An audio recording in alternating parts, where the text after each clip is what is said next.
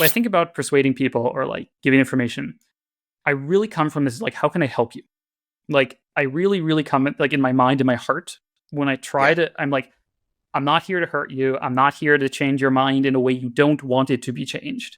Because this is a thing a lot of people are scared of. A lot of people are scared of having their minds changed in ways they don't want it to be changed. This is very common. This is very, very common.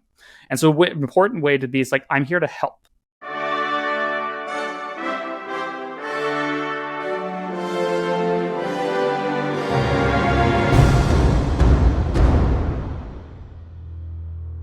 Welcome to For Humanity, an AI Risk podcast, episode number 54, Connor Leahy interview. I'm John Sherman. Thanks so much for joining me. I'm just a dad in Baltimore who believes the big frontier AI labs like OpenAI, when they openly, publicly admit their technology can kill my kids, that they do not understand how to control it, that they do not understand how it works, and that they spend all their time and money making it stronger, not safer. For Humanity is the AI Risk podcast for the general public. No tech background required. This podcast is solely about the threat of human extinction from artificial intelligence. Please, I need you to hit like, subscribe, share, donate, leave a comment. And we have in the show notes monthly donation subscription links. Please help me help the general public understand AI risk. Today's interview is the most important on this show to date. I'm really excited to share this with you. When I first went down the rabbit hole of AI risk a year and a half ago, there was one voice, one AI safety leader whose tone rang truest to me. I met lots of experts in the rabbit hole of AI risk who told me our default future on our current course was imminent human extinction from AI. But that means killing every living thing on Earth. All the dogs, the babies, the flowers, the whales, the elephants, your mom, my kids, your friends, my friends, all of it. And I could not figure out why in the AI risk rabbit hole, no one was pissed off about this. Until I came across Connor Leahy through dozens of podcasts and web videos. Connor Leahy is the CEO of Conjecture, a company in London working on AI alignment, not building AGI. Connor Leahy is one of the most important people living on the planet Earth. And it was my great honor to talk with Connor for more than 2 hours from my hotel room in Austin, where I was visiting my son for Parents' Weekend at UT. I have one huge takeaway from the conversation that changed how I talk about AI risk the moment I heard Connor say it. Ready for this? We're not here to wake up the world to AI risk or convince people about AI risk. That presumes there's a controversy. That frames AI risk as if there are two sides. But there aren't. There just aren't. Nearly every qualified AI leader, both corporate and academic, openly admits that frontier AI development, making leading-edge models bigger and smarter, threatens to kill us all, quite literally, and quite possibly very soon. This is not controversial. So what Connor says is now my motto. He says, we're here to help people understand what is to come if we don't change course. We're here to help people understand what is to come. There are not two sides to this debate.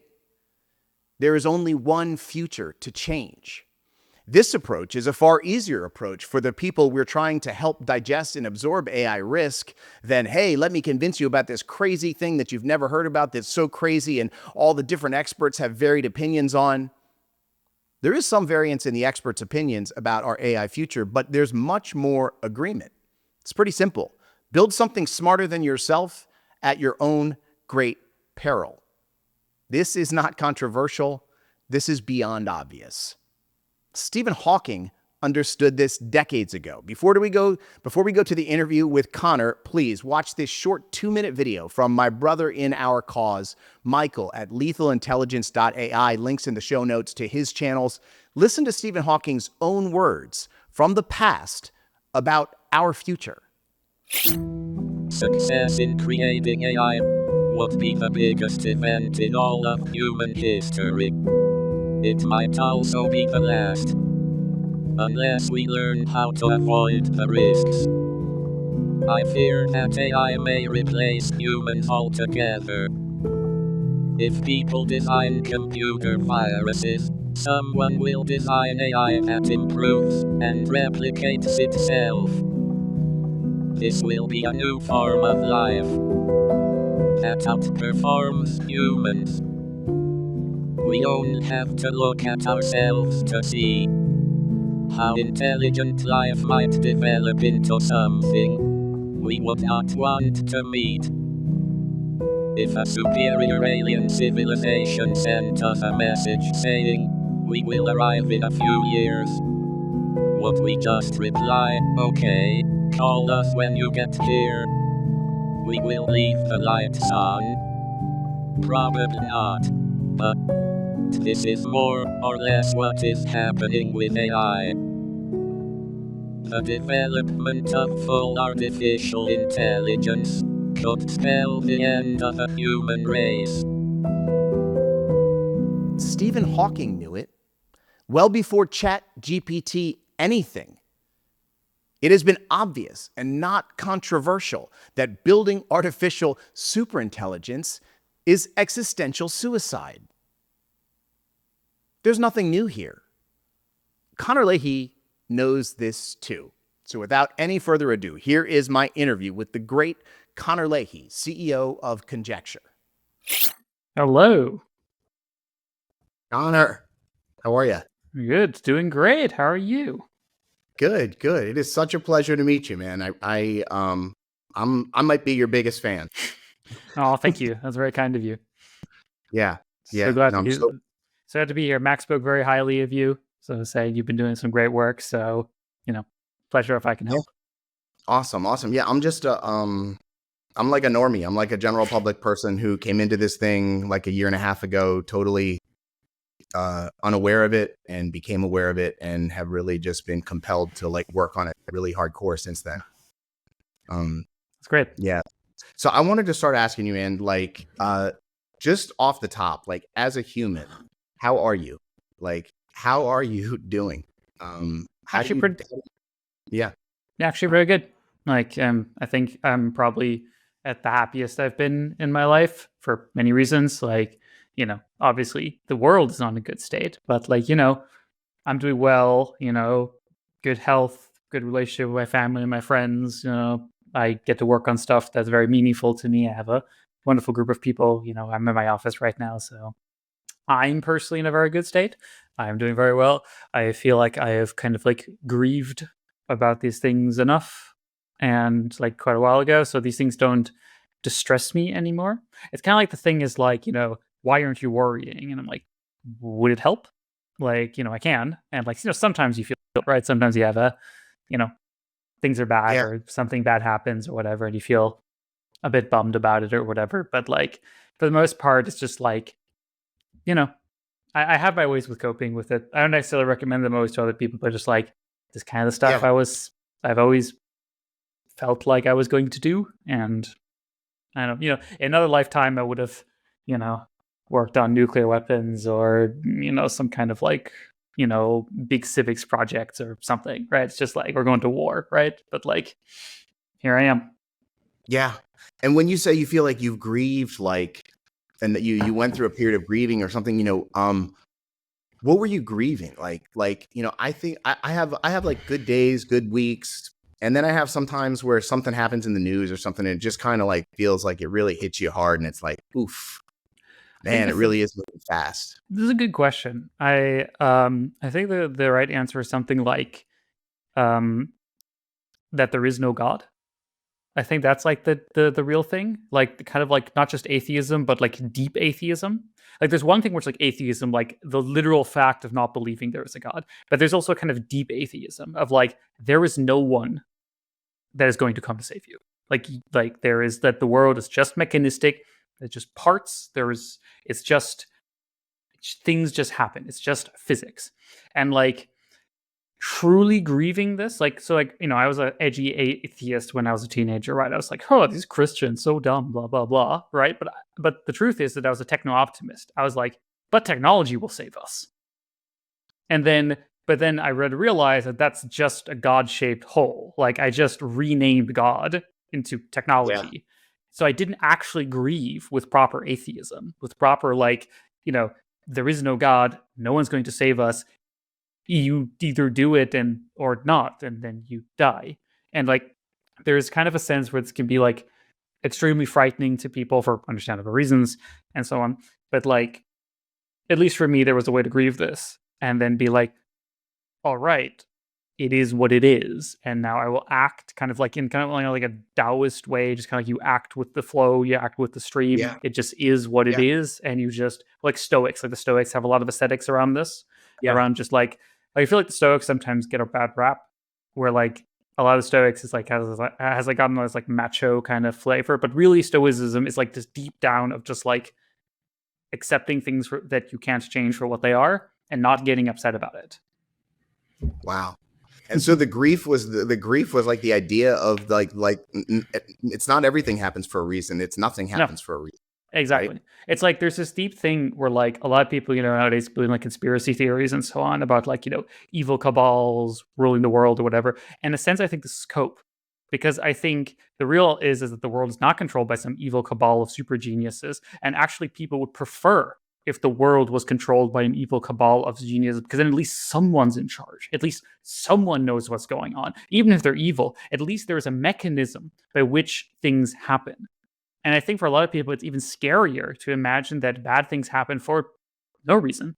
It would almost be better if there was an evil villain who's doing all these evil things. At least there would be a story. There would be logic. There would be something you can touch, something you can grab. There would be a guy you can punch, right? But most really terrible things don't really happen for any good reason. They just kind of are. And that's a really hard thing to grieve. It took me most of my early 20s to kind of really internalize this. Intellectually, it's easy. You just say it. You say the words, but deeply emotionally grieving this and then not despairing is very important. It's just being there is no God, and that's okay. It is what it is. I will still do everything. That doesn't mean good things can't exist. There's evidence, love is all around us. There are, in fact, great things that have happened despite God not existing, and that's amazing. And we should be thankful for this, and we should be grateful for this, and we should work our goddamn asses off to make more of it. And is this a required part of it, you think, that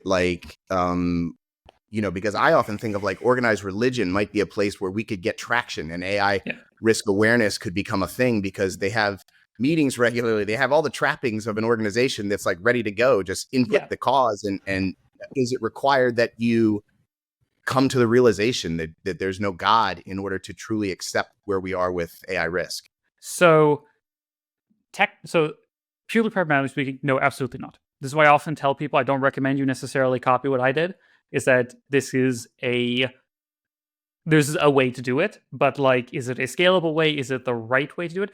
And another thing is, this is going to sound weird, but many, many, many spiritual traditions and religions don't really believe in God. Even Christians don't really believe in God, usually. They just kind of believe in God. Or they believe in something like God acts through us. A lot of, even if you go to medieval Christian literature, you go back to Catholicism from even the medieval period or whatever, a lot of how they describe God is not how we would talk about God today as this weird thing out there that's all powerful. They say that, but they also have this sense that God is kind of nature or physics is and that God acts through us is good. The king is good because he's doing God, and he is God. God is a process rather than as a creature. And so I think there is a lot of power in that thought of God as a process. And I do believe versions of this in a purely pragmatic sense is that I think a lot of people, when they use the word God, they're actually talking about civilization. The actual object that their intuitions are pointing to is civilization. Like when they see their neighbors and they all come together and build a town and raise children and so on, they might say, wow, through the glory of God, we have all come together. But that process is real. It's civilization, it's laws, it's norms, it's culture. Like this is a real thing. And they're right that it's not a physical thing. There's not a physical God. It's a software thing. It's the software of their culture that is God. So from my experience of talking to people of faith, I found them to be, in some cases, some of the most aligned and the most reasonable. And like once you explain it to them, they're like, oh yeah, of course. Okay. Like my friend is a Buddhist. He lives in a monastery and everything. And Amazing. so he recently got the chance to meet like the master of his master, like one of the top guys in like all of his like Oh, cool. Yeah. yeah. So he's like really like Tibetan monk, rarely leaves the country, is like this like super, super high tier, whatever, right? And he got to meet him. And he wanted to talk to him about AI. And so he told him about AI. And he's like, well, master, what do I do? And like this like old Tibetan guy, and he was just like so reasonable about it. He's like, well, it seems like you're doing the right thing. Like, of course, meditation, spiritualism is important, but like I'm learning from you here about these things, and it seems that you are doing what's necessary for the Dharma. And I'm like, wow, that is so incredibly reasonable. What an incredibly reasonable thing to believe and to tell your student, like, yes, of course we need to save people and like produce good things. Like that's obviously part of the Dharma. And I'm like, wow, that is just a unbelievably reasonable thing. So not everyone, but like many spiritual traditions, my respect for religion and spirituality has generally increased over time rather than decreased. It started at an extremely low point, to be fair. Mm-hmm. Yeah. But yeah. No, I feel I'm an atheist. I think there's more to the universe, more to the world than I can see. But to me, it's like there's 3,000 books about it, and anyone that holds up one book and is like, my book's right, and the other 2,999 are wrong, it seems like a pretty weak spot to be in. Yeah, I think. I mean, we could talk about this at length. I think there are. It's. Have you read Yuval Harari's latest book, Nexus? I started it, but I'm in the middle of it a little bit. It's quite good, and like I like that he talks about how like information is, in my words, I would describe information is often about coordination. So like making claims about what your God is not a claim about reality. It's a claim about factions orientation. And like from that perspective, I'm like, oh, okay, yeah, I see the pragmaticism of doing that. It's a shame that you're also throwing out, empirical reality. That's a bad move. But like I see why you might want to do this. Whether we do the same thing with sports teams, right? It's like, is your team really the best? I mean, that's not the point, right? Yeah, absolutely. All right, so let's jump to a little bit of current events. We have an incoming administration in America that brings with it a certain gentleman who knows a lot about technology. What are your thoughts about the incoming Trump-Musk administration and what it means for AI risk? Don't really think I have any clever comments here. I think politics is messy. I think if people... So, okay. The way I think about politics in general is kind of like that there is mechanisms. There are mechanisms that do explain what's happening and like how decisions get made, but they're basically completely different from like all the surface stories. It's like politics optimizes to present a nicely legible story of how decisions get made. Like Trump likes X, therefore X will happen. And this is almost never true.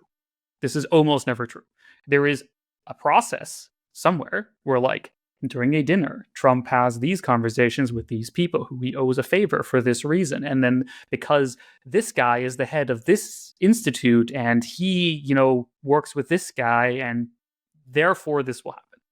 Like this is much closer to how real complex systems like this work.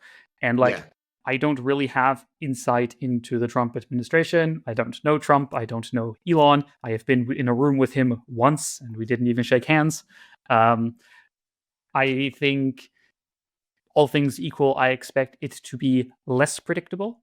Like my month prediction about the upcoming administration is that whatever happens is less predictable than the alternative.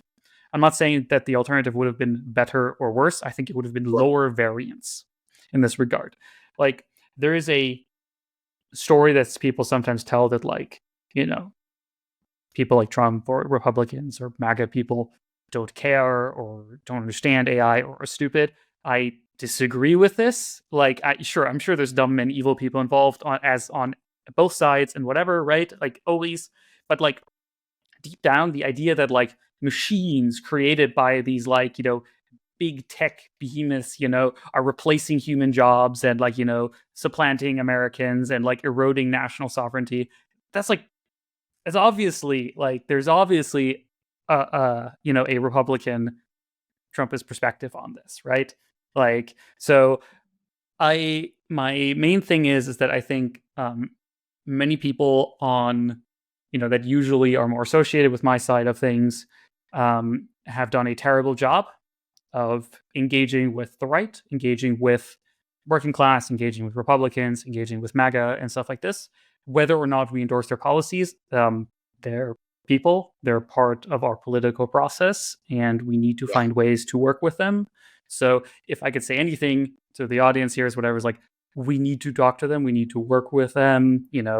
If you are someone, who voted for Trump, who loves Trump, that's okay. Like we can work together. Why couldn't we? So We still have to save the world, right? yeah, exactly. like fundamentally, I think this is a very bipartisan issue. Like, I don't think anyone on the right or the left wants humanity to be replaced by robots, by AI. So, like, from my extremely limited exposure to like right wingers and Republicans, I have found many of them to be extremely reasonable. I might disagree with them on some policies, on some other things. Same way I disagree with some leftists on some policies and whatever. For the most part, I found them to be quite reasonable and like you can work with them. But the important thing to understand is just because someone is reasonable or like has an incentive, that's not sufficient. It's why I'm really emphasizing this idea of the process, where like if you actually want to do change, you kind of have to understand. Well, you don't have to understand, but like you should not be. You should be expect to be surprised unless you put in the effort to actually map out the processes. If that makes any sense.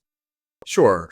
And what were your thoughts around the way it sort of went down? There was the Trump assassination happens, and that same day Elon Musk comes out and says, I give him my full endorsement. And then I saw on Twitter, like all of the accelerationist Twitter, all the tech bro world in hours has moved hardcore over to there. So a concerning element of the Trump administration to me is just this sort of vibes of acceleration that they picked up as they sort of got closer to the tech community. So my biggest hope is that it's not going to be an accelerationist administration. I think there are a lot of people in tech who want to accelerate who think that might happen.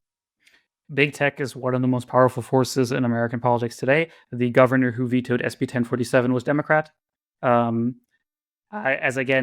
don't believe these simple stories, basically. Like, obviously, this accelerationist push was coordinated. Like, obviously, these people know each other. They go to the same dinners. They are paid for by the same people. I think the important thing to understand is just propaganda is real. The conspiracies do happen. They're not global, world-spanning, satanic cults or anything, but like just like rich people coming together to push policy that is beneficial to them happens constantly.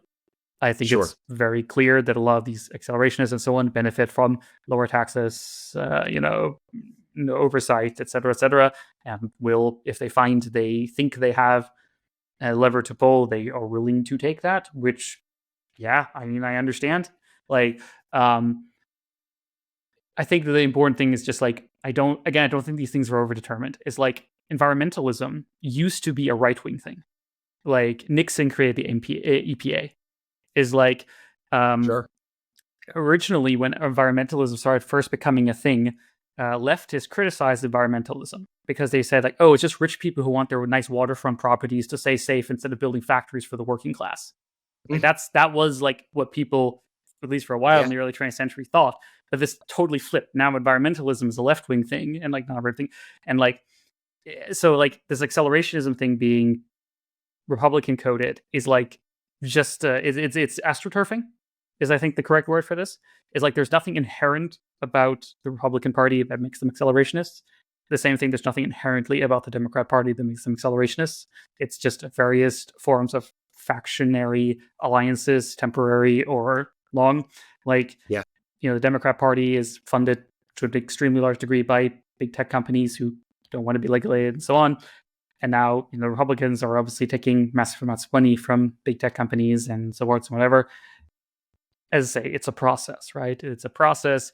I think I think these things are not overdetermined. Like, I think there are just politics and war happening here. I think people are fighting for power, and this has predictable or less predictable effects. I think Musk is like a particular wild card. He obviously does care about extinction risk to some degree, but also he says a bunch of insane things that don't make any sense to me whatsoever and just seem completely wildly inconsistent. So I modeled Musk mostly as a wild card. I think he's capable of good things and bad things, and whether he does or not, I don't know. I don't know what the process is by which Elon Musk makes decisions. This is just truly opaque to me. I'm not saying there isn't a process. Like, you can't be that successful and not have some process. There is some mechanism by which Musk keeps winning. If you believe it's all dumb luck, I think, I have a bridge to sell you. There is a mechanism by which Musk keeps winning. And the surface properties of these mechanism seems like idiocy to lots of people. But I claim that can't be it. Like, there is something here that I don't understand. Like, if someone, plays the lottery and wins every single time, there's something going on, right? It's like, I don't know how he's winning. It looks like he's playing fair, but like, something about how he plays is making him win and me lose. And like, so my usual bet is Musk will keep winning, but I don't know what he's winning or what he's playing for or how he will get it. And like, kind of somewhat similar with Trump.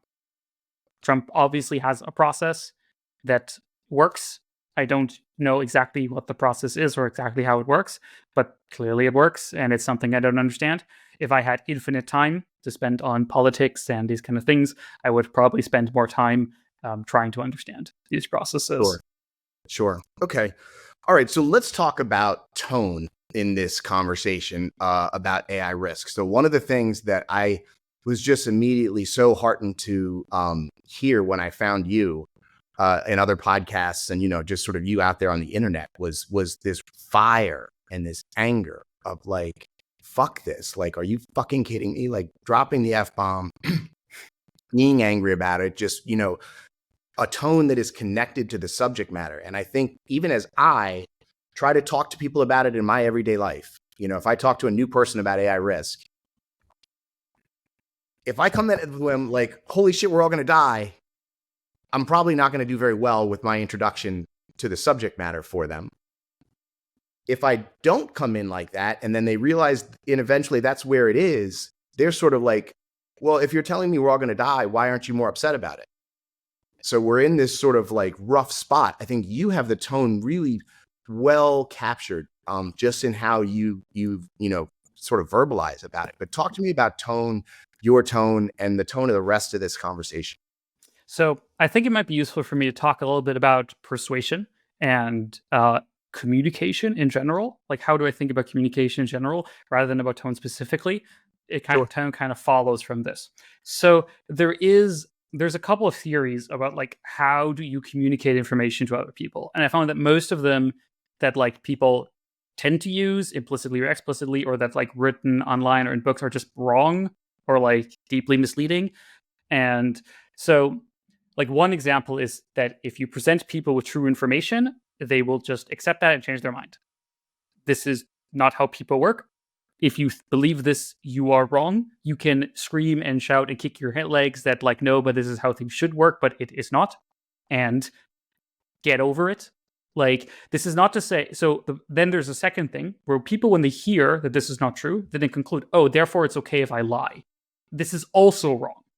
And like, this is even more wrong. Like, just because convincing people involves more things than telling the truth doesn't mean you can then stop telling the truth. So I think this is a big mistake that people make. But they're like, oh, okay, well, if truth is not enough, then I won't even try. This is also wrong. So this is again kind of gets to this like mechanistic thing that I was like kind of like like this, you'll see this theme emerge many times in my thinking. Is like, what is the process? Like, what are the algorithms actually being executed on people's minds when they change their mind? And let me unfold a couple examples to explain some of the core intuitions I use when I think about communicating to other people. Yeah.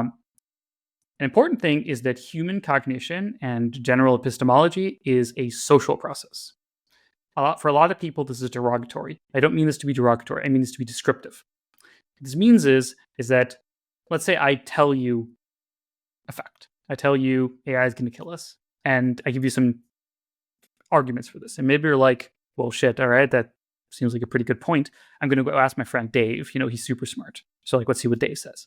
And you kind of garble the arguments to Dave. You kind of like, and Dave's like, looks at you stupid, and like, you crazy? Like, of course not. And they're like, well, shit, all right. Dave doesn't believe it. So I must have like gotten it wrong or something. Maybe it's just not that big of a deal. So is the thing that you just did, is this stupid? I would argue not really. I don't think the person is making a mistake here. Like, if Dave is your smart friend and you ask Dave and you do your best to repeat the arguments, but like Dave doesn't buy it, and then you say like, well, I guess I don't believe it either, then I don't think this is a mistake. I don't think this is dumb. I think this is actually a pretty good way to evaluate new information that you might not be able to understand. So a lot of people, when they talk about, oh, people just take the opinions of their friends or whatever, say this is like a super derogatory thing. And like, sometimes it is, of course. But like, I want to point this intuition that like, this is often a very rational thing to do. It's like, you're not a tech guy. You're not maybe not even like, maybe you don't consider yourself a very smart person or whatever, or you just want to run it by a couple people, right? When you run it by a couple people and they all think it's stupid, it's probably stupid, right? So it's a very important thing where like, social processes matter a lot, and you have to model them as part of your conversation. Let me give you an example of how, if I want to convince, let's say, we have our guy, Alan, we want to convince him of AI risk, right? And he talks with his friend Dave, and Dave isn't really convinced. What's the thing I could do to improve upon the situation? For example, I could tell Alan simpler arguments that he's easier to repeat. So this is not necessarily giving stronger arguments, but I could, for example, go on the trade-off curve and pick an argument that's easier to repeat. So that if he repeats it to Dave later, he repeats it more accurately to Dave. So therefore, it's more likely that Dave will think, that is actually a good argument. And then it's more likely that the feedback loop will separate it. So having a mechanistic process shows you different knobs, different points on the trade-off curve of what arguments you pick. And not necessarily, you don't necessarily want to maximize, give as much information as possible. Because people have limited attention. They have limited memory. People forget things, right? Especially if you just have a conversation once. If you gave Alan a huge, massive argument with many, many moving parts, he can't repeat that to Dave or even to himself. He's just going to forget half of the argument by tomorrow. So that's not necessarily the correct strategy. So this also relates to emotional valence. So emotions are signals. They're signals about reality, they're signals about yourself, they're signals about other people, etc. So a lot of how you want to think about emotions is not whether they're like true or false, rational, irrational. You want to think about, are they useful? They're an input signal, and are they telling me or giving me something useful? Or are they doing the things I want? For example, if I show you something really scary and I say, wow, look how scary this is, and you don't feel scared, that's a signal. Like, you should pause and be like, wait, hold on. Why don't I feel scared? Are you tricking me? Is there like something here that I'm not seeing? Or if I tell you, hey, check out this epic joke, it's so funny, and you don't laugh, and you're like, well, I think you might be wrong. Like, it seems I'm observing that I am not laughing, so therefore this is not funny. And like, you could say that's irrational. Actually, objectively, this joke was funny, but like no, there's something here, right? Right, it's pretty reasonable. It didn't work. Yeah, like so in the same way, if you say it's super scary that AI is killing everyone and you don't feel scared, that's a reasonable point. It doesn't mean it's true, but it's reasonable. So I want to put that. So the way humans actually make decisions or actually change their mind or actually think about things is what I like to think of like the bundle of heuristics or bundle of patterns. Is like, most humans, when they think in most scenarios, this includes you and me, is that at any given time, you have a bundle of heuristics or patterns that get activated. It's like I present you an argument, and this activates patterns in your head that you've seen before. It can be emotions, it can be memories, it can be associations, or, it can be, or just literal heuristics. For example, I might say to you, AI is going to be different from all other technologies. It will have nothing in common. It will change everything. And now maybe this activates a heuristic in your mind that like, well, most things are the same. Like all things equal, most things are not very different from other things. So if something is totally new, that's suspicious. Like that feels bad. And you might not be able to verbalize this. Like for most people, this is hard to verbalize if you don't like practice verbalizing and like thinking and reflecting upon this. But people have this interest. They'll be like, that feels off. Like it feels weird for you to claim this. And this can be super frustrating when you're arguing with people like this. Because then you might say like, well, why do you feel this way? And they might not know. They might just have an intuition. And a common mistake that people will make is that they'll get angry. Is like they'll get upset, they'll start yelling at the person, or tell they're being irrational or whatever. I think this is a very counterintuitive thing because then you activate the heuristic. Angry people are usually wrong or trying to hurt me. And if someone is trying to hurt you, you probably shouldn't believe whatever they're trying to sell you. All things equal. So I think this is very important to think about. What are the heuristics you are targeting? So a lot when I craft my arguments, I think about what is the bottleneck? What are the heuristics that the other person or the other group is using that are preventing them from, or like are bottlenecking them agreeing to or thinking about this thing? Sometimes it's specific heuristics. It's just like literally I have to explain why some things are different. I have to invoke the intuition of like, wow, think about the Industrial Revolution. Think about nuclear bombs. That was different. And they'll be like, well, you're right. Nuclear bombs were different. Maybe it's like nukes. Okay. Then, the intuition dissolves and then you can move on. It's kind of like a puzzle game, right? You have like multiple locks you have to pick to get further. And sometimes it's just a procedural problem. His friend Dave just not listening to you, or like your argument is too complicated. It doesn't fit into short-term memory and you need to find a shorter argument, or you need to be more polite, or you need to... It's something that you didn't know about. And exactly. Like there's another thing where like a lot of times you are arguing with Dave, you're not arguing with Alan. And like this can be very hard to do. So as a concrete example of this, I once talked to like a CEO of like a tech company. Doesn't really matter who it was, but I was giving them all these arguments about like AI risk and whatever, and they were listening along, and like they gave counter arguments, and I defeated those counter arguments, and then like so I just like defeated all their counter arguments, and then they were like, just don't buy it, and it's like, well, fuck this guy. Look, he's so irrational, can't reason with him. And a good friend of mine pointed out, it's like, no, Connor, you got this totally wrong. This guy is a CEO. He's not a tech guy. These aren't his opinions. They're someone else's opinions. Go find the other guy. And I'm like, strange, but like, okay. So I asked, so next time I talked to the CEO, I happened to talk to him the next day, and I asked him like, who do you listen to on like AI risk? And he's like, oh, this guy, and this guy. And I'm like, oh shit, all right. Those guys were the problem. Yeah, so I go, like, I tracked down one of these guys, I talked to him, and he was super reasonable. And like I gave him the technical counter arguments. I was like, oh, that's a good point. Yeah, I didn't consider that. That's actually a good point. And then lo and behold, I didn't talk to the CEO ever again. But like later on a podcast, I see him using some of my arguments. So the algorithm that the CEO was using to generate his statements were not evaluate all the data and come up with a thing. It was take the average opinion of these three guys and output that. So there's no point in really arguing with the CEO directly. You should talk to these three guys. So like this is a bunch of information. Sorry for dumping everything all at once, but like these are several models and pieces of how I think about people. So for me, it's not about hitting some magical cadence or tone of voice or something like this. It's far more thinking mechanistically. It's like, how can I help this person? It's actually I should mention, this is a very important part for my thing as well. When I think about persuading people or like giving information, I really come from this like, how can I help you? Like, I really, really come like in my mind, in my heart, when I try to, I'm like, I'm not here to hurt you. I'm not here to change your mind in a way you don't want it to be changed. Because this is a thing a lot of people are scared of. A lot of people are scared of having their minds changed in ways they don't want it to be changed. This is very common. This is very, very common. And so an important way to be is like, I'm here to help. I'm trying to give you information that is useful to you. So a lot of people, I think, also reject like AI risk is that they feel like you wounded them. It's like, I was feeling good. You told me information and now I hurt. Like, you were bad. You hurt me. Like, you're a bad person. You hurt me. And honestly, yeah, this is not a dumb intuition. Like if someone comes up to you and they says something to you and now you're hurting or you're crying, yeah, they're like, that's a bad thing. You should be upset. Like you should be upset at that person having done that to you. This is a very reasonable thing.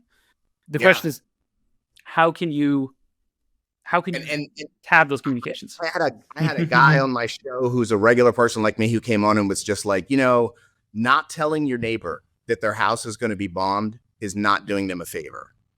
Yeah. And this is like the big thing as well, right? It's like, how do you balance between telling your neighbor that they're going to get bombed is going to make them very sad, but also you're not doing them a favor by not telling them. Actually, you're hurting them by not helping them. And this is like a genuine, like, and I think the way to approach this is just like this idea of helping.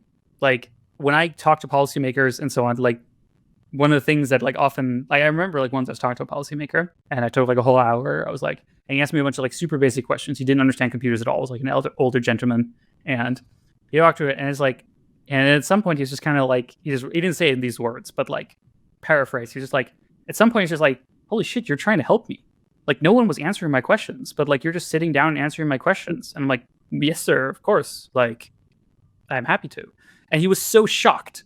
He was so shocked that like I was answering, like, because he was also asked questions about non-AI things. Like he asked about like crypto and like what's a quantum computer or whatever. And I just like sat down and just patiently answered his questions. And he was like, wow, like thank you. Like no one is taking the time to answer my questions. And here you are just answering my questions. You're not even asking anything in return. I'm like, yes, because I'm trying to help. Wow.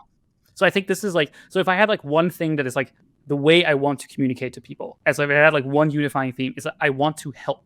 Like I'm actually trying to help you. You might disagree with me, you not like me. Even if I argue with someone and I say you're wrong or you're bad, or whatever, I'm trying to help. Like I'm trying to help you be less, I think it's wrong. It's a hugely helpful idea just to have in mind. I've not had a unifying theme, like a mantra, to be like in these conversations. I start all over the map, try to sound them out a little bit, ask them a few questions. Where are you at on AI? What are your thoughts about AI? And just sort of see sort of where they're at. But the attitude of like, I'm here to help you understand this moment we're in, wherever you're at, I think is really, really a big idea. Yeah. One of the things of this whole thing that just made me crazy and just makes me crazy to this day is like 8 billion humans on Earth, like 2,000 people or less, fewer, doing this work.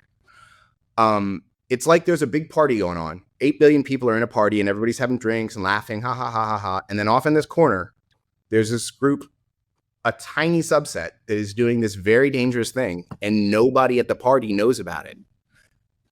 And none of the guys in the little 2,000 person bomb room at the party believed they had any reason or obligation to ask for the consent of the other people at the party. Can we do this at the party? Is that cool? And it's just happening, and the party keeps going. How is this possible? So the truth is that this is a default. I mean, this is how crime happens. This is how wars start. This is how conspiracies happen. Like, this is how neglect happens. This is kind of the default state of humanity and like of harm. The way I think about like how society should be lived is that I don't want I want a society where most people can live their life as civilians and not have to worry about this. Like, that's nice that I don't have to actually really consider military strategy in the Middle East, because like there are people whose job it is to solve that for me, so that that doesn't affect me, right? Whether they do or not, or totally different question, right? But like there are professionalized militaries and politicians and diplomats whose job is to make sure that I can fuck off on the couch and play video games and not have to worry. Like, and this is very beautiful to me. Like, this is something that's very, very deeply beautiful to me.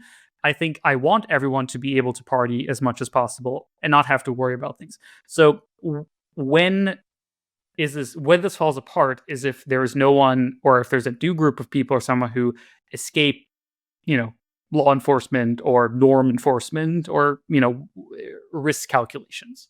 So and this is exactly what we're having right now. So what's happening right now is the same thing that happened with big tobacco, where when, some people started noticing, well, these lung cancers seem to be connected to smoking. And the big tobacco companies were, of course, like, no, what? Oh, wow. Oh, no, that would be so terrible. Oh, we should fund lots of cancer research so we can find more data, but we don't want to act too hastily. Of course not. Let's be careful here. There's controversy after all. We have to do this. Let's get a committee together. Let's get a committee together. Hear all sides. So I think this is kind of what's happening right now.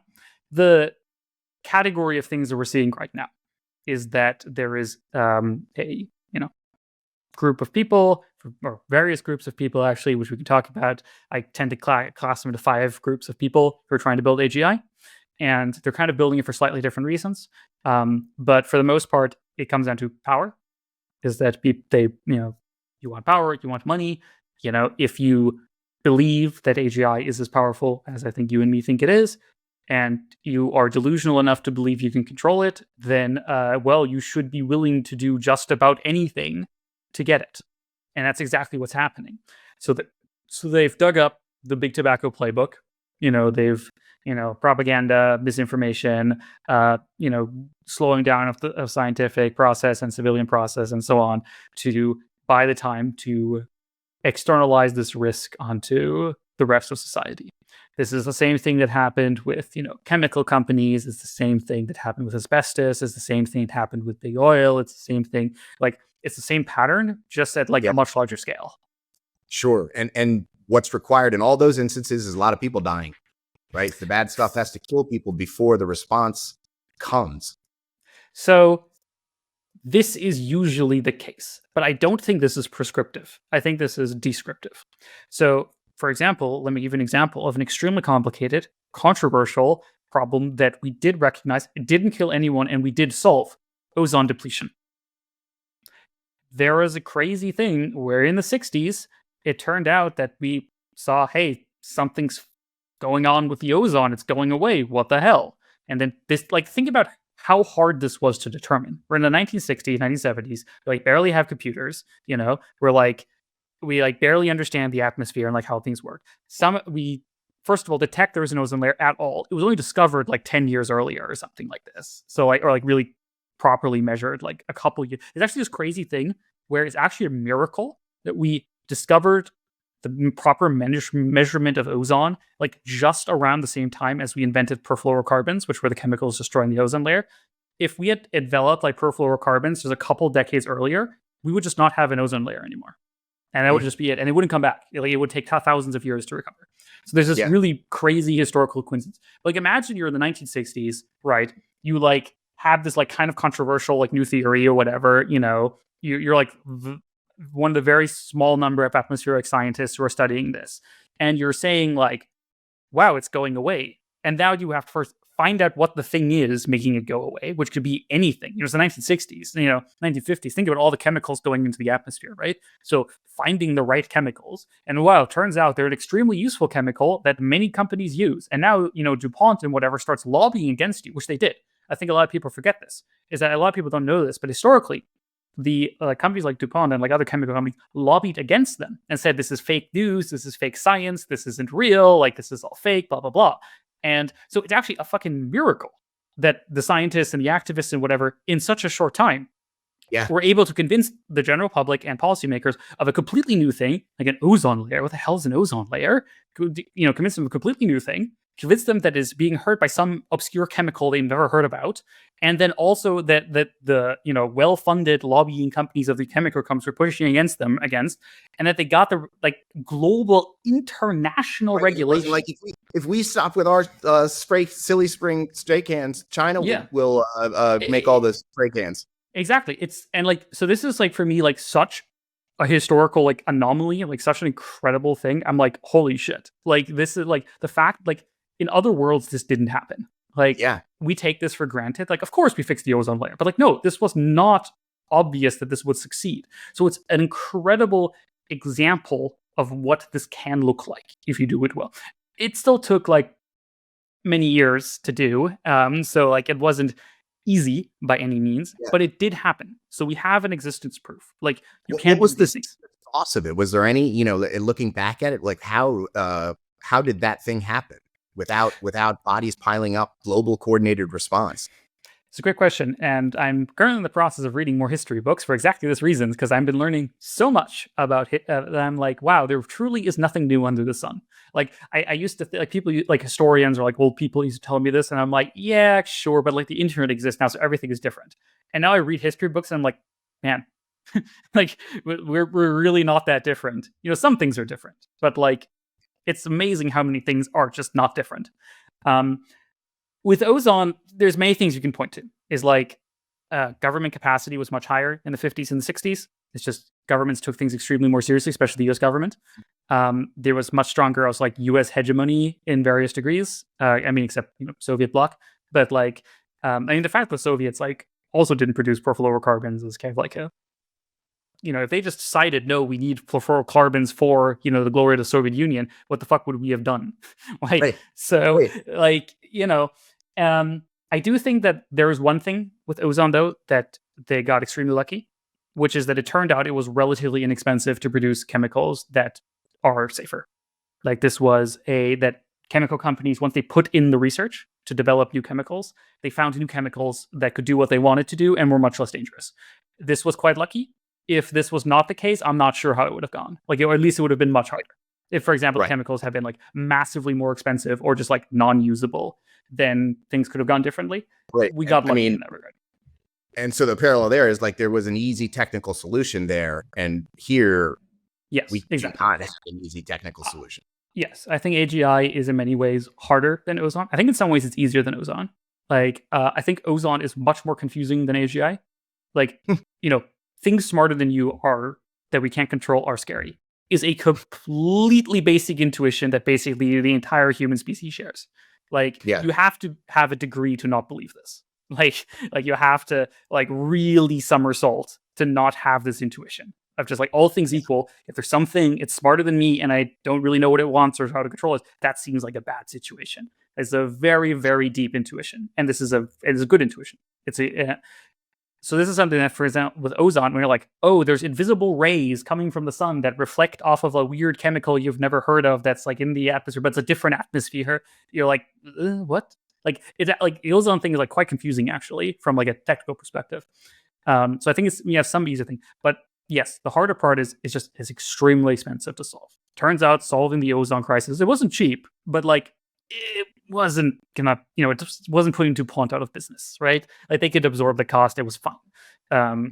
But with AGI, like a new phrasing I've been using recently is I think when people talk about, oh, we're going to solve AI alignment, we're going to build AGI, ASI, I think people really don't realize how big of a statement that is. Like saying you're going to create aligned ASI that, fixes all problems is equivalent to saying, I'm going to take all the problems, like interpersonal problems that people have with each other, all economic problems, all disagreements, all scientific problems, all business problems, all problems that are institutions or corporations or governments or international bodies trying to, we take all of those problems and then I'm going to solve them with software and not have any bugs. Like that's what that means. And I'm like, you're crazy.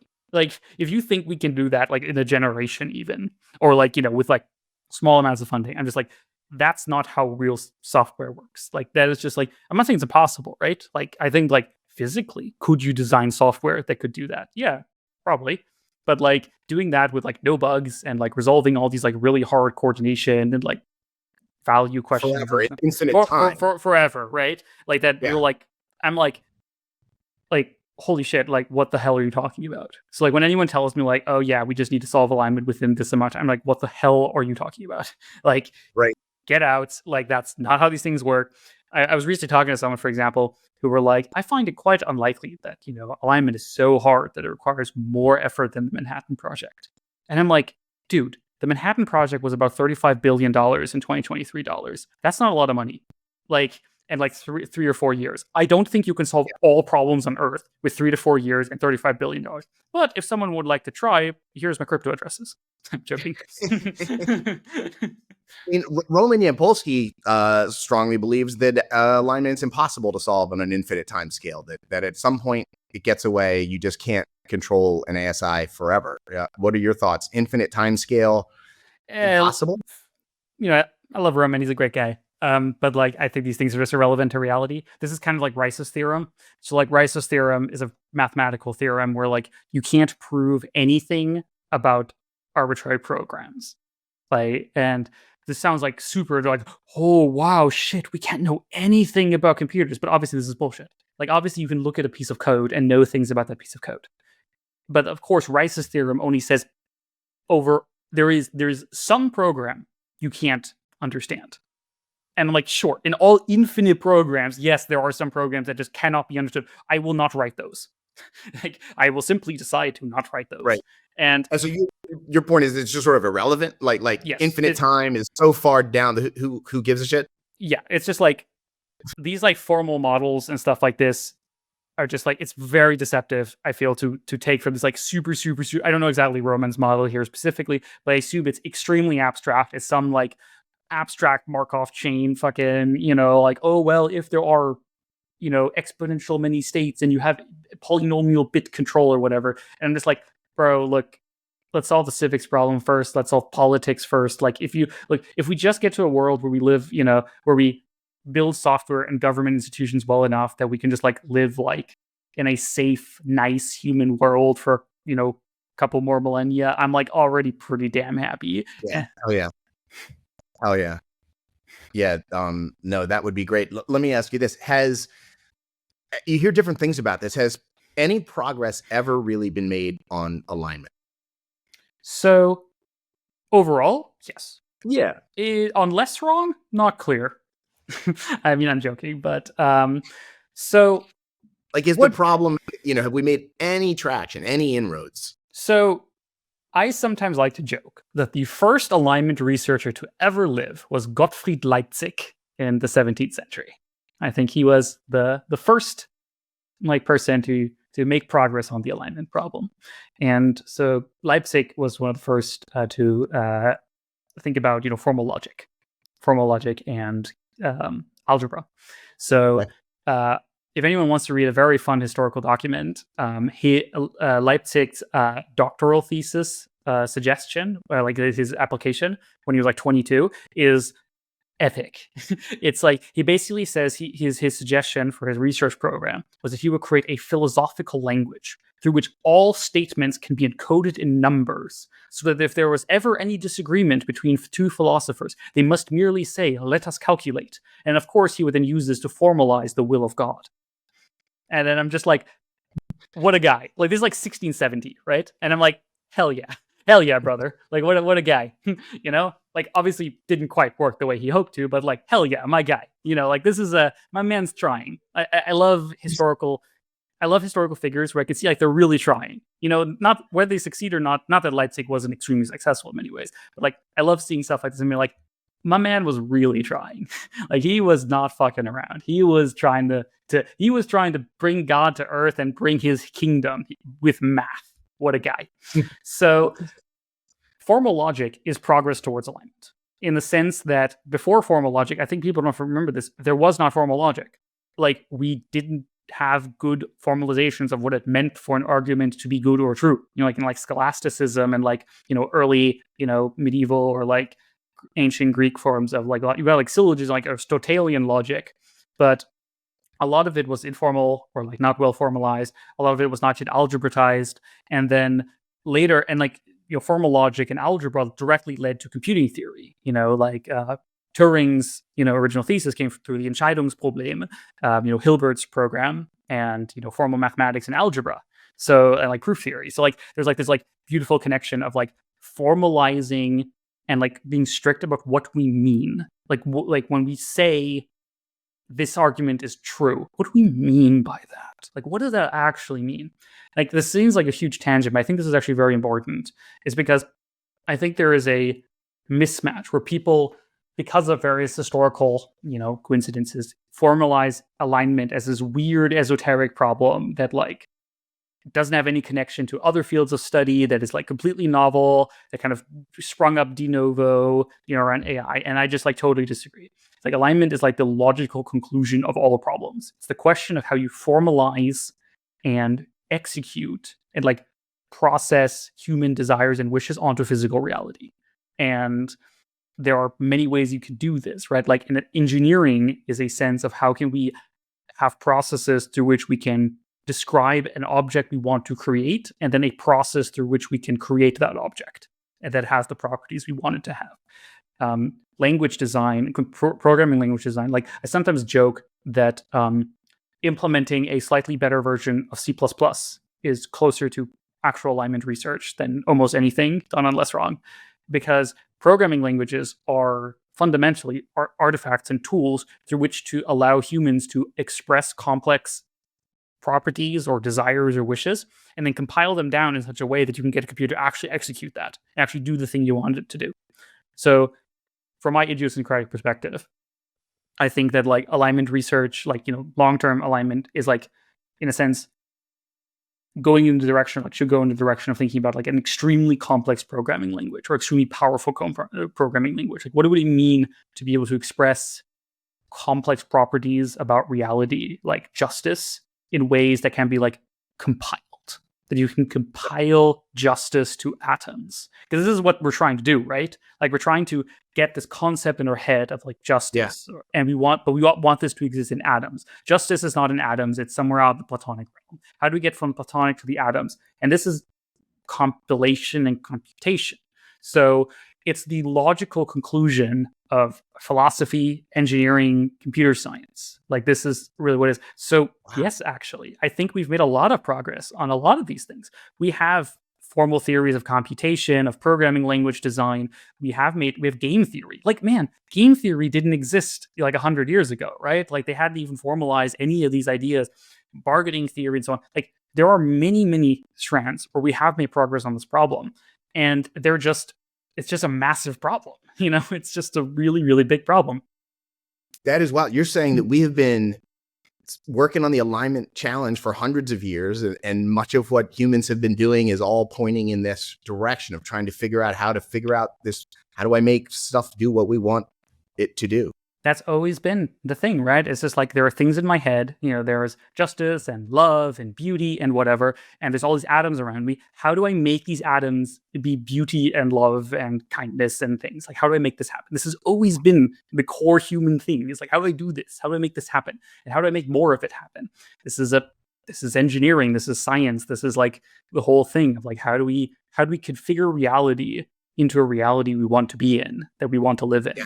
Like, this is the fundamental thing. And like, I feel like, you can restrict alignment problem to like a specific idea of around like AI and stuff like this. But I think all these other things are things we should learn from and are like part of it. Like, if you have never learned how programming languages work, you're missing out. There's a lot of great ideas in there that are very important for thinking about how to control AI systems. I happen to work on some of the overlap between programming language design and AI control. I think there's a lot of fruitful things there.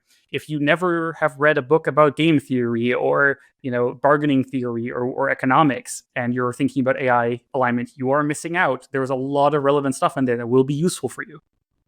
Yeah. Is alignment like an all or nothing thing? Like, can you could you input just something as simple as like, don't kill people?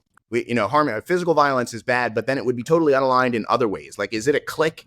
It took the sum total of it, or is it little small pieces that have to be input? The way I see things is that one of the biggest problems with AGI is it has a criticality property.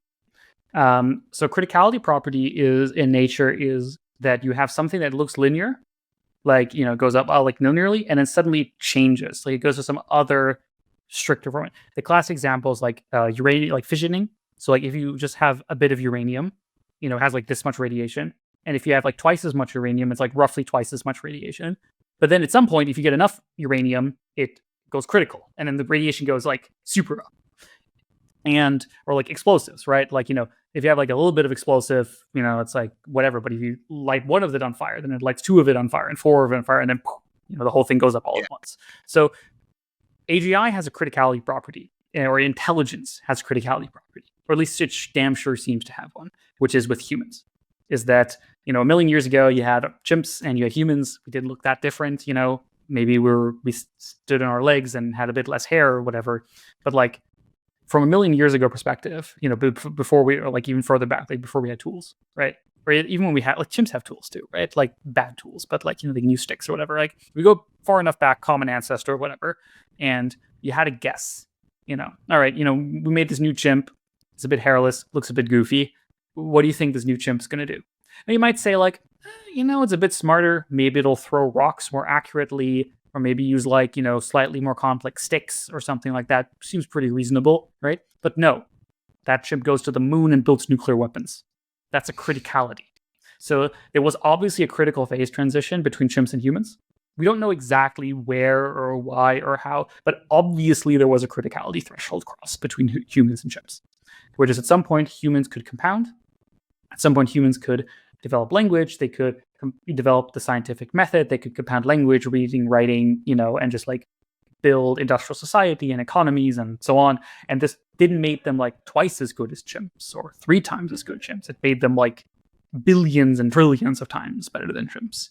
And this is the problem with AGI as well, is that criticality properties make things all or nothing. It's like, this is one of the way nature usually doesn't like all or nothings, but like criticality is like how you can get all or nothing, where if you build a thing past the criticality threshold, it's like imagine you have like a slope, right? And like you say like, it's going up, it's going up, it's going up, and then it crosses a threshold, then it goes boom. So either you've already solved the whole problem or you're screwed. So in a sense, you have to solve everything all at once. You have to, before you reach the criticality threshold, you have to know or at least understand the criticality and its properties enough. Or the smart thing is you make sure it's not critical. So how do you study uranium if it goes critical? Well, one thing is you don't allow it to go critical. You separate it in various tanks that have special shapes, and you put control rods in there, and you like are very, very careful that it never goes critical in ways you don't want it to, and so on. And this is what we should be doing with intelligence as well, is my claim. My claim is that if we want to do alignment, we have to do it without AGI, before AGI. That's extremely hard if you're trying to get to AGI as fast as possible, but we can buy time. You can delay AGI. Like, this is why some people who claim like, oh, we can't make progress on alignment before AGI, I just so strongly disagree with this. Like, I think this is just like, just super wrong. Like, as just described, like there's so much that we can learn and that we can do when we think about, better and better, whether it's social and political theories, programming language theory, interpretability of, things like this, formal methods for program verification. There is an endless list of research that we can do long before AGI that can then, maybe as we develop a better reaction vessels, right? As we develop like better interpretability, controllability methods, then we can maybe inch our way up, right? And maybe we can like, practice, or like, if we have super high security, right? Like, there's a reason that private citizens are not allowed to have fissionable amounts of uranium, is because they will obviously kill themselves and other people, like, obviously. So, and we should not allow that. So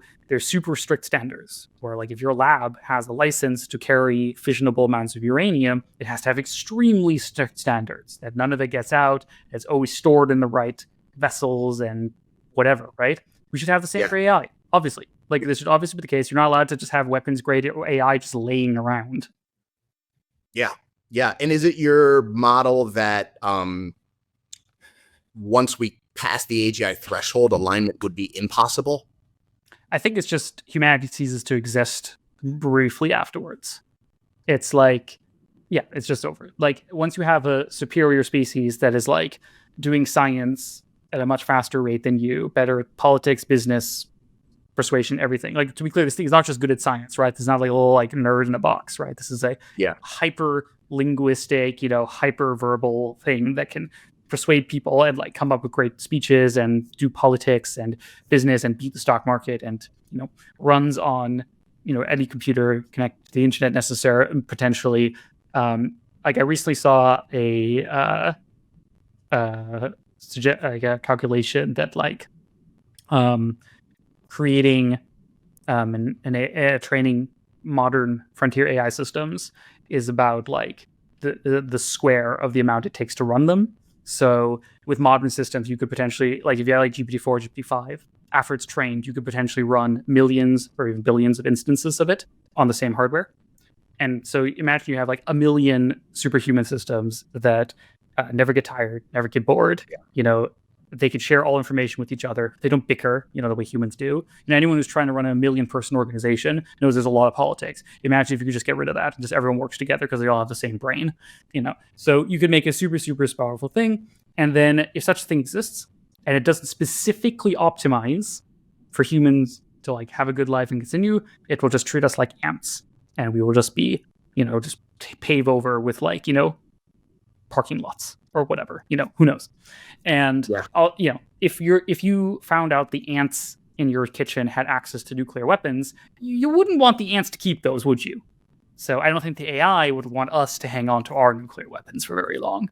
So I think things would just be over quite quickly at that point. It's not that it couldn't be solved. It's just like you're already on the doomsday timer. Then it's just like, might as well relax. Wow. Yeah. So we're at a really interesting moment in this, I think, where we have Sam Altman coming out this week saying AGI is coming in 2025. Dario came out and said it's coming in 2026. And then there's people like Gary Marcus out there talking about the scaling laws breaking and it falling apart. And, Altman's basically on a ghost ship going to nowhere. And he, LLMs aren't going to get us to AGI and it's all bullshit. And he's just selling stuff to keep the money coming in. Which leaves someone like me, like, I have no clue. What are your thoughts on that? Are we close to it? Are we not? I mean, we're obviously close. Like how close we are, we can argue. I mean, Sam's been recently, I don't know if you've noticed this, but Sam has been recently much more coy about his definition about AGI. He's been like, oh, it's kind of the friends we made along the way, much more than, ultra, human replacer machine, which he was more explicit about in like earlier essays he wrote. So it's, I think that's a deliberate PR move that's been happening there. And, with Gary, I'm like, I like him. I've talked to him many times. He is a good guy, but like, I don't know why he believes the things he does about LLMs. I don't understand. It doesn't make any sense to me. Seems like he constantly gets, invalidated over and over again. He seems like a good guy. Don't know why he believes that. No hate. But the thing I think is the most important thing about this is that none of this actually matters. So to everyone listening and to everyone who will listen to me, I think the most important thing to take away from, he says this, he thinks this, is that none of this matters because every single one of these people signed the case letter. They all signed the statement that the mitigation of risks from AI should be international priority, along with other catastrophic risks such as nuclear and pandemics. So none of this matters. It literally doesn't matter whether Dario thinks it's 2 years, Sam thinks it's 1 year. They themselves have said that what they are building is as bad as nuclear war, so they shouldn't be allowed to. Who cares? Like it doesn't matter. Like if they say it's 5 years away, so we can spend 3 more times building super Ebola, you just say like, no, stop building super Ebola now. This should be illegal for you to build super Ebola. It doesn't matter if it's going to take your scientists 5 years to figure out super Ebola. You're not allowed to do that. Stop right now. So this is the actual thing that should be focused on. I think there's a lot of distraction that happens, which is, again, I would highly recommend any viewers to read some history books on big tobacco and the strategies they use. There's even a nice Wikipedia article on the big tobacco playbook, where the thing you want to do is you want to create controversy. It's not that you want to defeat your opponents or you want to like argue against them, because that might make them look, and that might make their arguments look too legitimate. You just want to spread confusion, fear, uncertainty, and doubt. FUD. That's the name of the game. The name of the game is not to persuade, it's just to waste everyone's time. It's just to be confusing, to say it's controversial. Who knows? He says this, he says that. Who knows? I guess there's nothing we can do. This is the strategy that gets played. The way the FUD playbook works is if you benefit, you as in the corporation, benefit from the current status quo of nothing happening, then you just want to waste everyone's time and confuse everybody. Because when people are confused, they just don't do anything. They just go along with what the default. So the thing that we have to do, or that has to happen is not find out the exact moment AGI comes and make sure we have policy by then. That's wrong.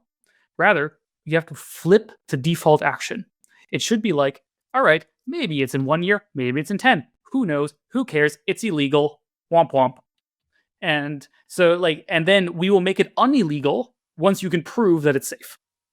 Like, this is what the obvious thing to do is like, okay, your company comes to the FDA and says, I want to build super Ebola. And they're like, okay, how do you make that safe? And they're like, I don't know, we'll figure it out. It's going to take 5 years for our scientists to invent it anyways. And then the FDA is going to say, like, no, come back when you know how to make that safe and we'll reconsider it. And, Yeah. and then it's like womp womp. It's like, yeah, like you don't get to build super Ebola if you don't know how to make it get safe. It's not the other way around. It's not you first build super Ebola and then figure out how to make it safe. Like, that's not how these things work. This is, and it's so important to not lose sight of this, because this is what the propaganda is trying to make you lose sight of, is that it doesn't matter when it comes. We know it's coming. We can just stop right now and say, look, if tomorrow OpenAI's alignment team, insofar as it still exists, comes with an amazing proposal that like beautifully solves like all these problems, and it has the sign on from like all of these international governments who all support it and all the greatest scientists have signed it, I'll be like, all right, fair enough. All right, let's talk. We can talk about it. But that's not what's happening right now. Yeah. What is the playbook on beating FUD? Like, what is the tobacco? Because tobacco did lose pretty, catastrophically for them in the end. Like they eventually it took a whole long time. Any lessons from how they went down? So, as I say, I'm reading many history books nowadays, and I recommend any readers who want to, or listeners who want to read some books and write up some of the lessons and share them widely, would be very helpful. If also anyone has reading material to recommend to me, please send it my way. My main thing from so far, I am not a historian by any means, is that it's actually quite hard. This is a really good playbook. This is why it keeps getting used, because it's genuinely very good. Like, this is a very strong strategy to play, is that if you have the lucky state of benefiting from the default scenario and you just have to prevent a change, this is way easier than causing change. Causing change is way harder than just preventing change from happening, which is what FUD is all about. Or the Tobacco Playbook is all about. So we're already the underdogs here. Like, we're already, like, things are already stacked against us. I just want to be, this is not to discourage, it's just to be clear, we are the underdogs. Like, there are these massive corporations playing unfair, FUD playbooks with massive amounts of funding, massive amounts of government control and whatever. And they're playing it against, the American and the international, like, peoples, like everyone at our expense. So we are the underdogs here. Like, we are the people being attacked. We are the people being, and we need to fight back. I think there are some things that we can learn from this. I think one of the most important things that we have is just like, we have history and we have examples and we can make things legible. Is that the bane of the FUD strategy is legibility. Like, their whole strategy is just to spread uncertainty. It's not to convince you of the opposite. It's just to be like, you're like, do I? I heard that, but I also heard that. So, like, I don't really know what to believe. And whenever you feel that, you need to be like, hold on. Like, this is why I focus so much on the it doesn't matter thing. The way you win. So, have you ever heard about simulacrum levels? Mm-mm. So this is a concept originally from continental philosophy, God forbid. And it basically goes like this. It's like different levels of how speech and symbols can relate, and speech acts can relate to reality and truth. Level 1 is truth. I tell you something true, trying to make you know something that is true. For example, I tell you there is a lion on the other side of the river. I checked earlier, there was one, and I'm just telling you, so now you know there's a lion over there. That's level 1. Level 2 is lying. I saw there's a lion over there, and I tell you there's no lion on the other side of the river. Don't worry about it. I'm lying to you. I'm trying to make you believe something which is false.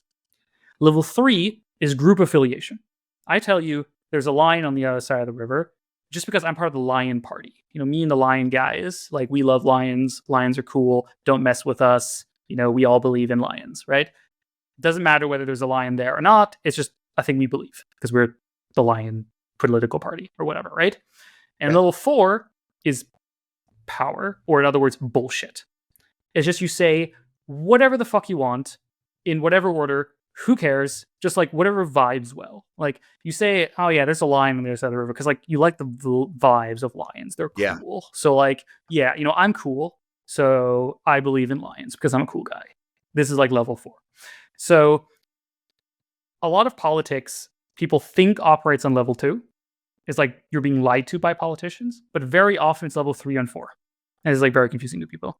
It's like often people say things that are false, not because they're trying to lie to you, but because they're trying to say, I'm part of the group that believes this. Or they don't give a shit and they're just like saying whatever. Just say the word jobs in every speech you give, right? Whenever you give a speech, say we're protecting jobs. Are they actually protecting jobs? Who cares? It's just a vibe. Like it just feels good to say we're protecting jobs. So I'm just going to say that I'm part of I'm the job protector guy. So I'll just keep saying that. Whether it's true, irrelevant. Sure. A lot of our politics and a lot of these conversations are on level 4. So when like Big Tobacco says there's controversy, what does that mean? It doesn't mean anything. It's just a vibe. It's just like, I feel like there's a bit of controversy vibes here. Like there's a bit of uncertainty here. So like, I think, we should be careful here. It doesn't mean anything. There's no objective measure here. It's just like something. Who cares? Right? And they'll say whatever, right? Like they'll pick up studies from wherever. They'll say whatever, like literally who cares? So how do you defeat this? So the usual joke is that level 2 beats level 1. Liars have more things they can do than truth speakers. So if you lie, very useful. Level 3 beats level 2. Because if your party is bigger, it doesn't matter how clever you are, because, I'm the bigger group. Level 4 beats level 3, because I can just align with any group I want. I have zero loyalty, who cares? And level 1 beats level 4. So the reason level 1 beats level 4 is because level 4 is just incoherent. It's just like you lose contact to reality, and also people hate it. Like people have this visceral feel, like this feeling. When you see someone talk about like postmodernism or like, everything is just subjective, man. You're like, shut up. or you hear like a politician just like say words that obviously don't mean anything. And you're just like, shut up. Like, I hate you. Yeah. Like, just like, you're not even lying to me. You're just saying sounds. It's not even that you're lying to me. Like there's a lot of that these days. There's a lot of that these days. We're just like, the thing is a very important thing to understand. A lot of the things that politicians like say is not lies. It's just noises. Like, it's not even that they're lying to you. It's just, they're just like saying like jobs. Cool. Yeah. Like we like jobs, right guys? Hell yeah. Jobs. It doesn't mean anything. It's just like, whatever. Not everyone, not in most circumstances. Yeah. Some of our politicians are great people doing great work. And I thank them for their service. But, there are some, So the way you get out of level 4, because like level 4 is a death trap. It's like as you go higher and higher up the level, you get stuck. Because then like once you're using level 4, the other person starts using level 4. And now you're both using level 4 and you can't get out of it. And everything goes to hell. Everything just goes completely nuts. Like there's like, I won't reference any specific political movements, but there are many political movements that have had this exact death effect. And the way is just to focus on what's real. It's just to take the smallest, simplest thing that like where there's no ambiguity, there's no interpretation, there's no postmodernism, there's no whatever. It's just as simple as possible. And just keep repeating that. And be like, yeah, but what about that? Like, oh, sure. Like all the other things say, okay, sure, okay, but they signed the letter. What does that mean? Excuse me, speak directly into the microphone. They said this is worse than nuclear war. What does that mean? Yeah. Please speak directly into the microphone. This is what you have to do. And you have to do this to yourself. You have to yourself every time you see like, some, anthropic thing saying like, well, here's a massive shit post of a report about safety, responsible scaling, blah, blah, blah. Just be like, okay, but is it worse than nuclear war? And if so, stop. Like, I don't care what your report says. Like, I don't even have to read it. It's like, is it as bad as nuclear war? If so, stop. I don't care about your report. And I think this is the winning strategy. It's just focus on the basics and don't let people galaxy brain you. Like, don't let people confuse you. Don't let people trick you. Just repeat over and over again. Okay, yeah, but they signed the letter. Okay, yeah, but. Yeah, but. I think that letter was a huge thing in the history of the world. I hope. Like I point to it all the time. And it's like, mitigate the risk. It says mitigate extinction risk. Like, we're not, if it's not, what are we mitigating if it's not the extinction? And what's extinction if it's not extinction? Like, the words are clear. Exactly. And this is the thing I think just has to be repeated over and over and over and over again. And this is how truth wins. Truth wins by just like not giving into these stupid games, not arguing about, well, but what do you really mean by AI? Like, I don't care. The thing that there's this thing, extinction. Like, I don't care. Like, yeah, but. Like, we're like, okay, yeah, but. Okay, yeah, but. Yeah, but. Yeah. Like, if we make things that are smarter than humans, that's bad. Let's not do that. And like, so like, are you building things smarter than human? And I'm like, well, what does smarter really mean? And like, I don't like, stop. Like, you just have to like not get trolled. Like a lot of like FUD is like the FUD strategy is what to a large degree, what in the modern world we call trolling, where you just like waste people's time and trigger them and just like annoy the shit out of them and just like waste their time, or just like create massive shit posts that are like really hard to like some people will sometimes beat to me like, they're like, well, but Anthropic, said, that they'll do good things. And I'm like, okay, what's their plan? And then they post a massive shit post about RSPs. And I'm like, all right, where in that does they say how they stop X risk? And they're like, well, read it. I'm like, it's 50 pages. Like, okay, where does it say that? And they're like, well, it's in there. And I'm like, okay, where? And they're like, oh, read it. And okay, and then I read it and there's nothing in there. Yeah. Like this happens over and over again. This happened to me so many times with not just Anthropic. I'm picking on Anthropic, but like also like OpenAI, DeepMind. I've read all of their responsible scaling, safety plans and whatever. And I'm just like, okay, yeah, but like, how do you prevent extinction? Like, it's not here. Yeah. Like, it's just not there. And like, and so, okay, yes, but you signed the letter. So shut up. Like, who cares? Yeah. Like, I don't care about your huge shit post here. Like, just like, stop. Or like, and through this, just of course, they don't want to stop. Like, this is an important thing to understand. The reason Anthropic and OpenAI are not stopping is because they don't want to. Like, this is just very deeply, they don't want to. They want to build AGI. They want to build AGI. It's just like a childish petulance. Like, you can't stop me. I mean, it's just they're utopists. They think they can build God and live forever. They literally say it on their blogs. Like, again, just read what they say. It's not that weird. If you're a person who wants power and someone said, oh, there's a technology that makes you, infinite power, are you going to be like, oh, I shouldn't do that? Or are you going to be like, yeah, okay, let's go.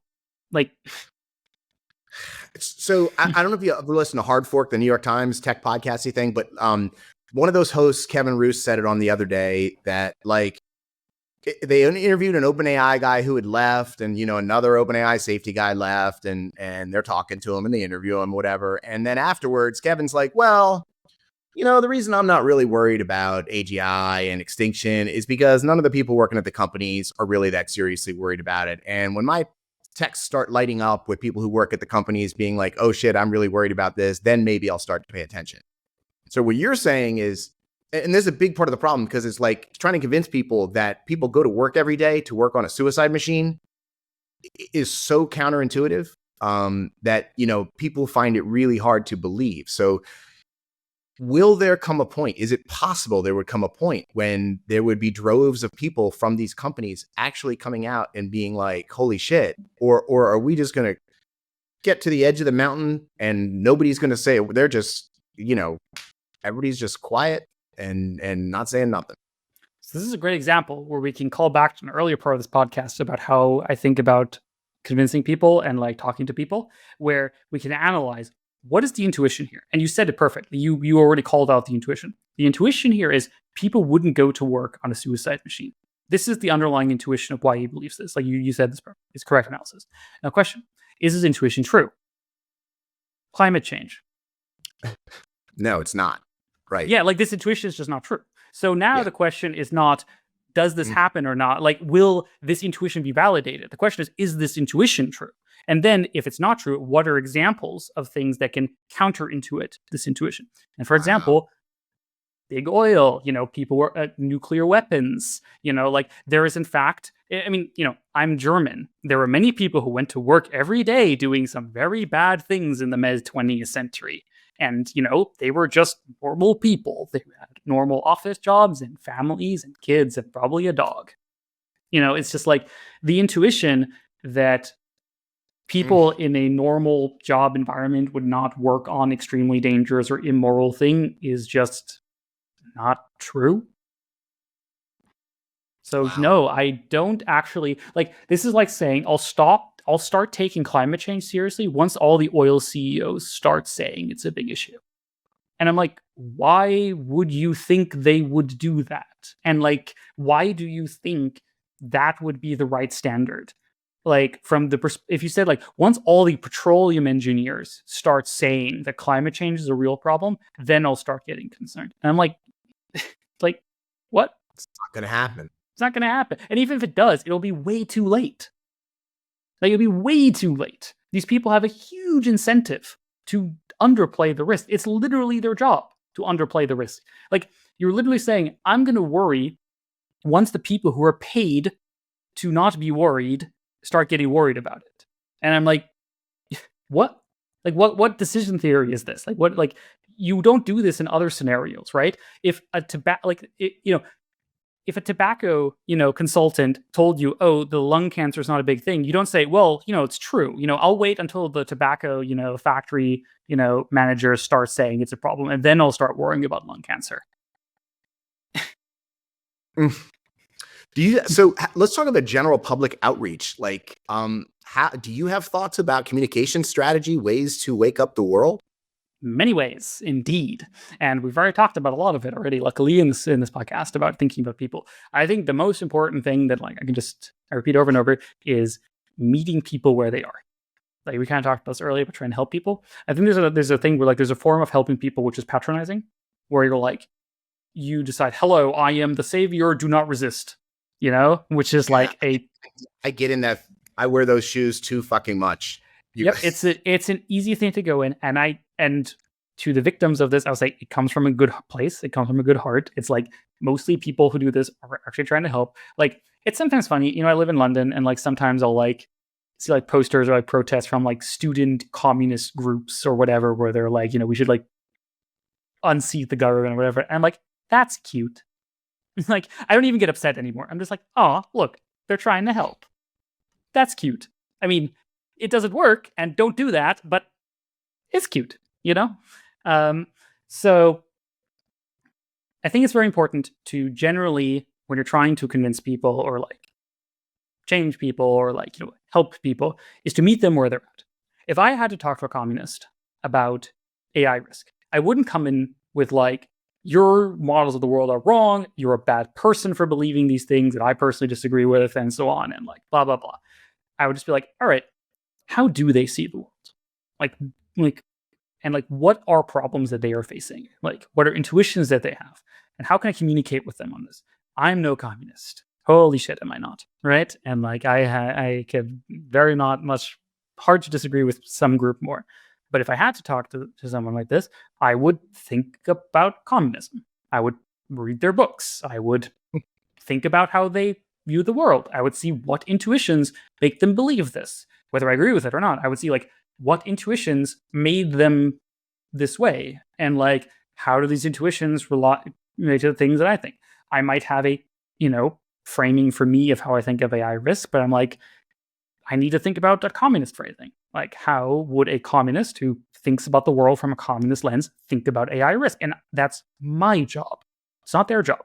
It's my job to figure that out. And I feel the same way about any other group of people who's different from me. Is like, I have a framing that works for me, and it doesn't work for everyone else, right? And this is not necessarily because they're stupid or because they're evil or because they're bad.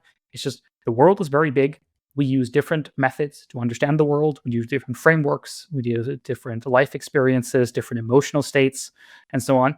And as I say, we can stomp our feet and be like, well, but people should be rational. Like, I shouldn't have to understand communism to talk to a communist or whatever. But in the real world, you do. And like, just literally get over yourself. And just like, when I need to talk to extreme right-wingers or, whatever, right? I'm just like, all right, I need to understand, what do they care about in life? Why do they care about it? Whether or not I agree with it, like, sure, what are moral acceptable things? Like, I will never, say to a communist that like, oh yeah, it's actually fine if we, kill all these people in gulags. I would never admit that, obviously, because that's morally wrong. But I can phrase things from like a Marxist perspective. It's like, well, it's like capital, starts consuming labor until there's no more labor. And the economists will be like, oh shit, you're right. That is a problem. I never thought of it that way. Why did no one tell me that? Like, I've had conversations with this where I talked to like left-leaning people, and I just explained AGI as like capital replacing labor. And then they were like, holy fuck, you're right. That's exactly what's happening. This is a big problem. Why did no one tell me? Wow. And I'm like, putting it in their terms and their constructs and their language. And that's why it's so important to be on level 1. It's so important to not lie. And that's why it's work. Is that it's so easy to just take someone's words and just say something they like, but it's not quite true. This is so easy to do. It's so easy to say, oh, it's like, the bourgeoisie AI trying to take over, but that's not true. That's not the thing. Right. And to know which of these metaphors is like, gets the thing you want, like takes work. You have to actually listen to these people. You have to respectfully, you have to be like, understand what are the problems they care about. How do they determine problems? Like, it's like for many groups of people, whether it's, political groups, whether it's faith groups, whether it's, just people from different backgrounds, from different cultures and whatever, you actually have to listen to them and you have to like try to help them.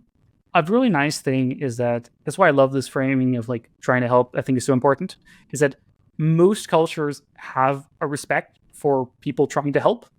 It's like, as long as you're like respectful, you're not an asshole about it and whatever. Like, I say, like, like the person I was talking to who was like, holy shit, you're trying to help me, was like a super like conservative right-wing kind of guy who was like old, like aristocracy kind of, like very different from like a long-haired, like tech guy, right?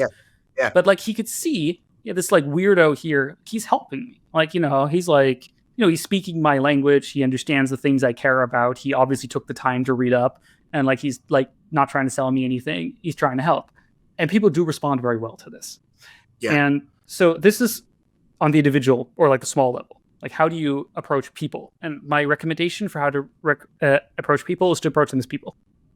Like, that doesn't mean everything they say is right or should be, just agreed with, right? I talk to many people who I very strongly disagree with, including morally. And, sometimes those fights should be had. There are some people you should just not coordinate with because they are evil. Exists, right? There are some people who are just so bad, you should just not refuse to talk to them. That does happen, but it's a very small minority. It's a very, very small percentage of people. So that's the first thing. The second thing is larger scale communications, like, large scale comms and communications. This is related, but different. Is that I think everything comes from a basis of treating people like people and respecting people and like trying to understand them, showing genuine curiosity and showing genuine helpfulness. I think this is the basis for everything. Like, if you treat people like animals or like just objects or pawns, you're set up for failure. Like, people will realize this, it doesn't work, and it's like morally wrong. Like, people are people, even if you disagree with them. But the second thing is like, public comms is different because it's a different setting. Like, the amount of information you can relay with like a public statement, like one of the great things about podcasts is you can suddenly actually produce very complex statements in a public setting. This is very rarely the case. Usually, like, I don't know if you've ever been on TV, but like I've been on TV before, and it's just like, they'll just like put you down there and I'm like, all right, we're live now. And they'll say like 5 sentences and they'll be like, what do you think about this? I'm like, well, I think it's this. Well, that was exciting. Thank you so much. And cut camera. I worked in TV for 12 years. I did that shit. And yes, I know what it's like to take someone like you who has a lot of great things to say and have to chop it up. Exactly. So like, exactly how it is, right? And it's not because the TV is like they're evil or they're trying to like hurt you or something. No, it's just like, it's just medium, right? It's just how it works, right? And so again, my recommendation is treat it with curiosity, treat it with kindness. Be like, all right, how can I help the TV producers and the people watching the show get truth and things that are useful to them? How can I help? And so helping your TV audience is different from helping an individual person. It's a different thing. A TV audience is a different entity than a person. It's made of people, but it's a different thing. So how can you approach a TV audience? Well, one thing is that you need to have just extremely tight sentences. Yeah. Like you need to prepare. You have to have, to know exactly what you're going to say with the right intonation and so on. And you have to like be clear that it's actually the thing that like can be understood with the limited context the audience will have. Yes. This is very important. One of the most important properties for this kind of like mass communication is what I call graceful degradation. So most complex ideas or like complex ideologies or systems, memes, and so on kind of have like a multiple forms. So like, let's take Marxism, for example. Marxism is really complicated. It has all these moving parts and all these theories and disagreements and horribly complicated. I don't understand it, right? Like it's like way too complicated. And like it's like super complicated, whatever, right? Whether it's true or not, who cares? But it's very complicated. So the meme of Marxism is very complicated. There's many moving parts. Most people will never read Marx. They will never read all the books and all the theory and like have deep disagreement. And including most people who would describe themselves as Marxists will never actually read all the stuff and understand all the details and, who disagreed with who or whatever. Most of them will never do that. There'll be some percentage of like academics who spend their whole life studying this or whatever, right? Whether or not that's a good idea. And, they can propagate the full idea, quote unquote. But what happens is that most people get a degraded form of the meme. They get a greatly, greatly simplified version. Like it goes through like a blurring process where it gets like less and less sharp as it goes down. And eventually you get like, whatever it lands in like the Soviet farmers, like, farm, right? And then that version has to still be good. And this is a property that most memes don't have. Most complex ideas, when you simplify them, just break or become stupid. And a thing that good ideologies or fit complex ideologies have is that the degraded version, the simplified versions, are still good. They're still useful, even if they're not maximally have all of the nuance. Same thing with like libertarianism or like capitalism. Like libertarianism is quite complex. There's like many theories about why free markets work, how to set up free markets, how to deal with monopolies. This is really quite complicated. But the degraded form of like, supply and demand and all things equal, we should be free, 2 sentences is like pretty good. Like from a libertarian perspective, like that's a pretty good one. If most people believe that, libertarians would be very happy. Same thing applies to right wing, left wing, etc. Is like you want a version that's complex and you want a version that is simple. And we need the same thing for like high risk. And this is why I focus so much on the thing like intuition, such as like something smarter than us that we can't control is scary. This isn't the full story. We're not talking about instrumental conversions and takeoff curves and AI scaling. And my claim is it's actually bad to even bring those up. So like when I'm in a TV interview, I don't start talking about scaling laws or I pick like 3 intuitions or 1 intuition that I want to stick. And I'll be like, hey, hello, TV audience. There's a massive, huge thing behind me that I don't have time to tell you about. Here's a useful thing for you. Hold on to it. And this is, and people appreciate this too. They're like, oh, thank you. That is a useful thing for me to hold on to. That's actually great. So like one of the ones I almost always try to get on TV, for example, is like that neural networks are grown, not written. Like this is like such a good one. It's super easy. And people are like, whoa, I didn't know that. And I'm glad I now know this. Like this is a useful thing for me to know. And I will hold on to this. So when I think about mass communication, I often think about this. I think about what are small things that people can hold on to and be like, oh yeah, I've heard that before. That is actually kind of weird. And some people will be motivated to then seek out the more complex information, read the whole thing, and blah blah blah. Sure, great, but they're not the primary audience. Sure. All right. Here's a question for you. What are your thoughts on sort of tactical purity? A lot of the sort of rationalist EA world that the AI safety stuff comes from believe the argument has to be complete, and all these sort of the advertising and marketing and PR is bad. And my thought, as someone who was a TV reporter for 10 years and has worked in advertising and marketing for the last 10 years after that, is like, it's an emergency. We need to use any tool available. And And there's no purity tests that I have any interest in for any of this stuff. So for like, this is a crazy example that I thought of this weekend. Excited to hear your thoughts about it. I want to do a social media campaign around saving my dog, who's a beautiful, just a dog, and could be any dog, from being slaughtered. Like, save Dolly. Save Dolly the dog from being slaughtered. Learn more about AI risk. Like casting AI risk as an animal rights issue, because Dolly's atoms are just as vulnerable as mine. So, what do you think about using side door, backdoor tactics? Or does it all have to be like proper? So I have the enviable position of disagreeing with both sides and both of them being annoyed with me. So, produces is for good for podcast content. So I have my deep disagreements and fights with the rationalists. Not all of them. Many of them are great people, whatever. But oh boy, do some of them really hate me, to like a childish degree. And if you knew, if you knew. And a lot of it is that like there's a Freudian thing where like from Freudian psychoanalysis where like if someone claims very, very hard to be X, they're probably the opposite of X.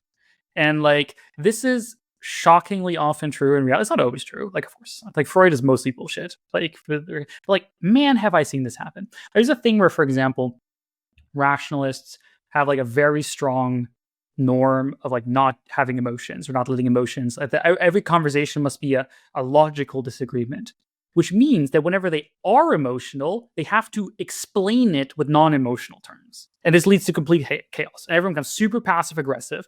Like I've had I've had fights with rationalists before where they'd be like just pissed at me. Like they just dislike me or I made them angry or whatever. And I'm like, it's fine. Like you dislike me, you think I'm annoying. It's okay, we don't have to be friends. And like, well, no, it's because I disagree with you on your strategic analysis of like, no, you just hate me. It's okay. You don't have to like me. Like your theory, like your argument has nothing to do. And then they'll like come with these massive theories about like, oh, your low integrity strategies. And like, no, you just hate me. And it's okay. Like you're emotional. You're angry. It's okay. I'm angry at you too. I'm actually extremely pissed at you right now. That's okay. We can just walk away. We're adults, And it's a new level of frustrating when you are having an emotional conversation with someone who refuses to engage in emotions and just like claims they're like irrelevant or don't exist or whatever. And I'm just like, very frustrating. So There's this thing where rationalists don't use the word purity to mean like not emotion. And I think this is just wrong.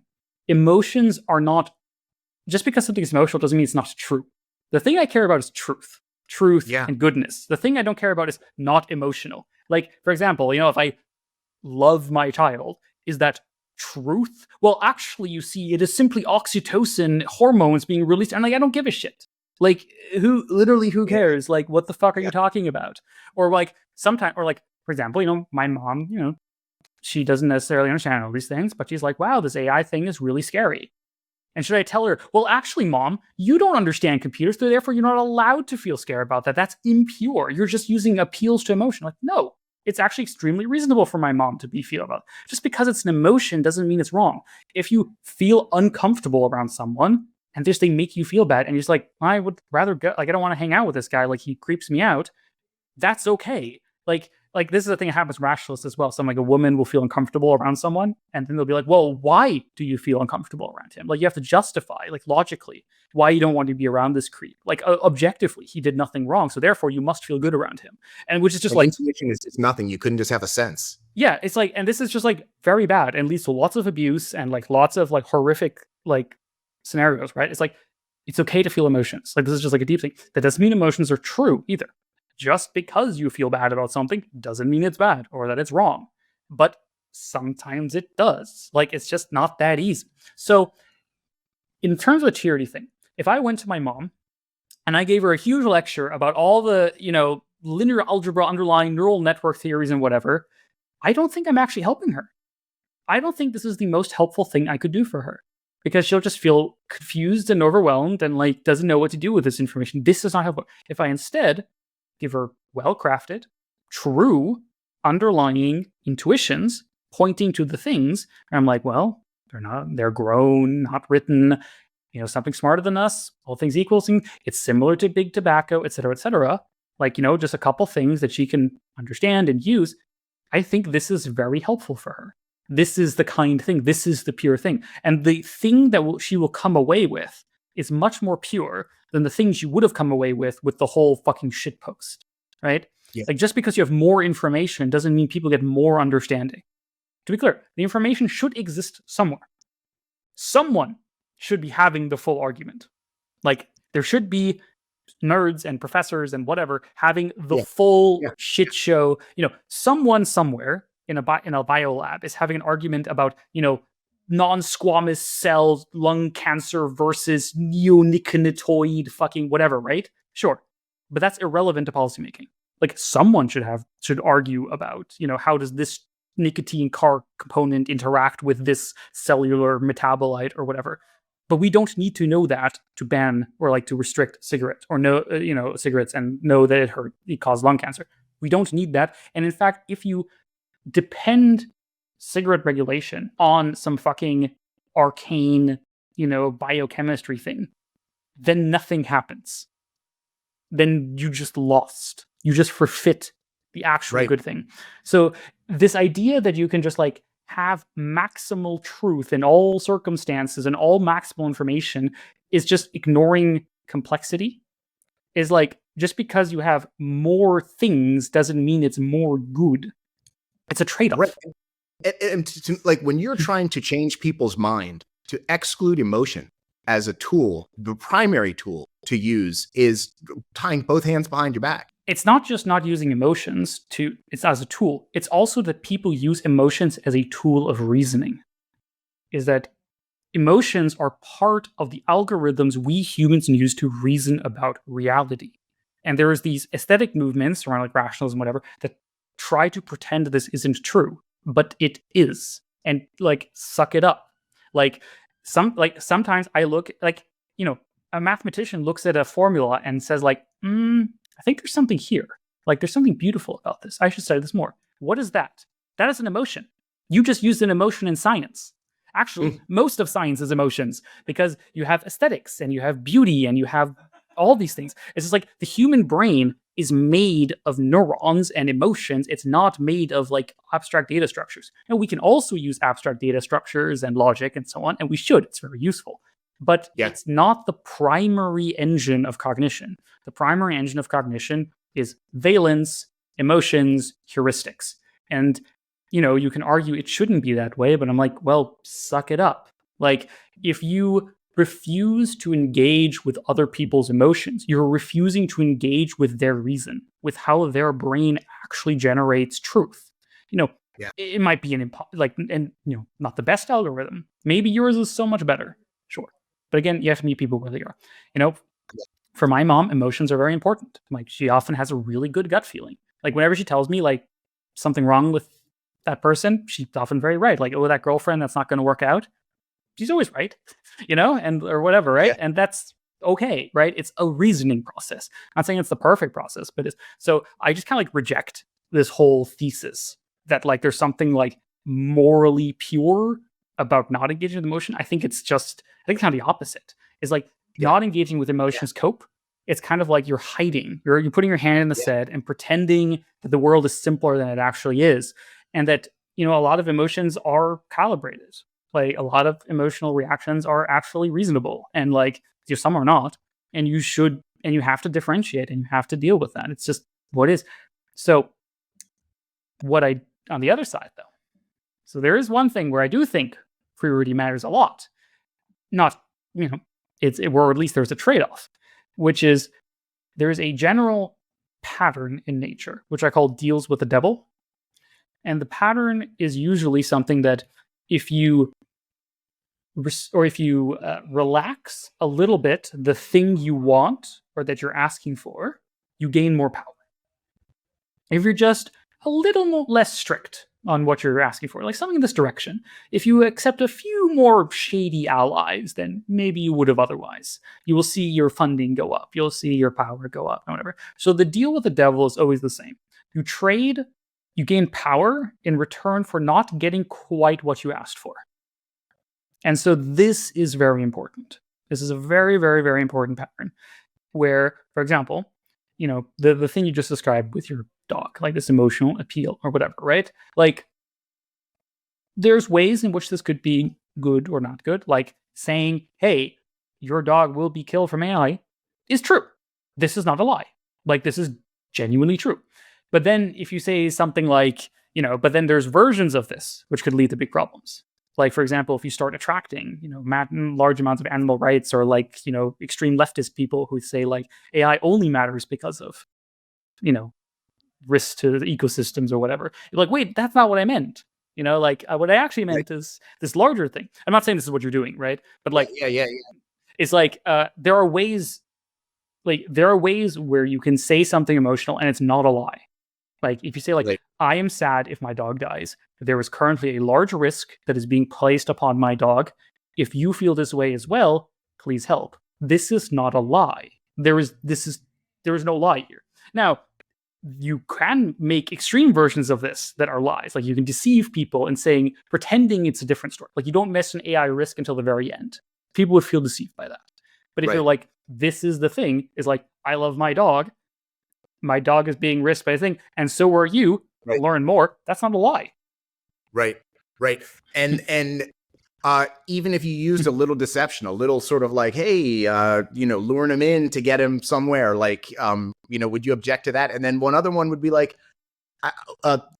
crazy tactics. Like, if we could create a crypto meme coin that would infuse $100 million into AI safety communications because people just went crazy on this stupid meme coin.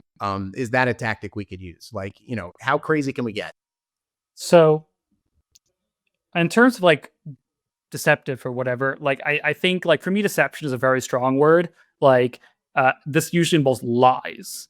Like, if you're just like being a bit cheeky, right? You made a little meme or whatever, but like, you're not deceiving people, you're not tricking people, you're not lying to people. I'm like, it's usually fine. Like, there can be pushback because people are like, stop memeing, like, you're not funny, or like, this isn't funny, right? Like, stuff like that, right? But like, if you like, you can read the compendium, large document that I've written, which kind of summarizes my whole worldview. And in the beginning, there is a foreword that I wrote, which is like closer to a poem than it is to science. It's much more like, it's about reality, obviously, but like, it appeals to emotions. It's about things, it's about stories, about metaphors, about the human story, and so on, right? And then you can argue, oh, that's deceptive because it's not literally true. I'm like, that's not the point. It's art. Like, when art isn't true, I don't think it's deception. It's art. Like, art isn't, like, if I read a fiction book, I'm not like, oh, how dare this author lie to me? This didn't happen. No, it's a story. It's a book. It's a piece of art. So I think art is not deception. Like, it can be. We can use art for deception, but I don't think I don't think that's right. So like, if you create a touching story or a beautiful video, where it's like a beautiful story about your dog or whatever, and then like at the very end, like slow piano music or whatever, and at the very end it's like, will be killed by AI or whatever, right? You could say, oh, that was deceptive, or you can say you created a nice piece of art, and you can dislike the piece of art, but I wouldn't call it deception. It's like, you created a piece of art that had a message, it had a thing to say. Right. Maybe you don't like it, or maybe it's bad, but like, so that's my take on this. It's just like, I cannot stress enough how important it is to not lie. I really cannot stress this enough. If we want to win, we need to not lie. It's okay to try to help people and not, find things the right way. It's fine to create art. It's fine to sometimes get upset or appeal to emotions. I don't consider any of these things to necessarily be lying. But for example, a form of lie that is very common among AI safety, quote unquote, people is them saying they don't really care about AI safety. They actually care about something different. I consider this very bad. I wrote a whole post with this called Lying is Cowardice, Not Strategy, where people, for example, join the government and not mention AI extinction risk even once, even when asked, because they say like, oh, if I mention that, then people think I'm crazy and then like won't let me in the government. I think this is very bad. I think this is very, very, very bad. Okay. They might be right. Like, I'm not saying they're wrong, but this is very bad. This is very bad because A, it's lying, which is immoral. Like, you don't have to bring it up every meeting, sure, right? But like, if someone asks you, do you think AI is going to kill everyone? And you say, oh no, that's such a silly thing that only, then I'm like, fuck you. Like, Yeah. like you're lying. Like that's a lie. And like, or even just like, to be clear, I also think omission in general is a lie. Like even if no one asks you, but you also like never bring it up, I also think that's lying. And it's like, or like there's obvious places you could bring it up and you decide not to consistently. Yeah. I also consider that lying. Like lies by admission are lies. Like if people say, what's your top 3 things you're concerned about? And you list 3 things that are not AIX risk. Even so, all 3 of those things are things you're concerned about. So like you're lying. Maybe you don't care about X risk. Fair enough. But if you do and you're like strategically hiding it, I consider it lying. This is very bad for a number of reasons. One is the deal with the devil. You just straight up inked in blood. Like I will just not even ask for the thing I actually care about in return for power. So you're already off to a bad start. Second thing is, it's just human cognition is fallible. If you constantly tell yourself to not mention the thing you care about, and also everyone around you doesn't care about it, you will start noticing that you care about it less too. A third thing is that this makes coordination impossible. So there's a big problem where I know many people in government, in AI labs, and elsewhere who are really concerned about this. And they all think they're alone. They all think they're alone, and they all say, I can't say anything, because if I say something, I'm going to get, all the weird looks. Because they know correctly that even if they're in a room and there's like 3 other guys who also care, if they speak up, those 3 guys won't back them up. They know that. And this is really bad. Because if those 3 people did back him up, things could change. Because then you can coordinate. Coordination, creating groups of people who can coherently push agendas like this require common knowledge. Like, I don't even know who I can coordinate with. Who can I work with? Because people are fucking cowards. And like, they're not willing to say. Like, some people just don't know or don't care. Fair enough. But there are people that care or want to care and are just scared. They just don't want to talk about it. And this is, or do it for like personal, selfish power reason. And this is very bad. This is very, very bad. And I strongly disavow it. All right, Connor, I have 2 last questions for you. All right. I hope this second to last one you will take in a good spirit, right? So nobody takes this cause seriously enough, right? We can agree on that. Like nobody takes AI risks seriously enough. And I think one of the reasons for it, or an obstacle we have, is the way our AI safety leaders present themselves in some ways. And so my question to you is simply this. I think your look is fucking awesome, dude. I love your fucking look. I love the hair. I love the whole thing. Question is, if I could take this hair and snap it onto your head like a Lego, to make you more effective, A, do you think there's anything to that? And B, would you consider it in any way? Crazy question. I think there's a lot to that, and I take it seriously. Like, seems like a very reasonable thing. I don't take that in bad spirit at all. Even so, true metalhead erasure, man, that's like truly no one appreciates. But no, I think there's surely something to this, and I take it in good spirit whenever people tell me this in the Twitter comments. Like, I appreciate your thinking. I think about things a bit differently in this regard. It's like, I'm very brandable, let me put it that way. I am extremely recognizable. Everyone knows who I am, even people who've only seen me once. This is an asset. It's also a downside. Like, I get stopped sometimes in the street. Like, micro celebrity AI guy sometimes is like, I had a really funny thing that happened to me like a while ago. I was on the BBC like late night or whatever, and I went to work I live in London, and so the next day I went to work. And then I see this like construction worker kind of like across the street, and he like climbs down from scaffolding and like runs towards me, like runs right up to me, and I'm like, "Hey, you're on the telly."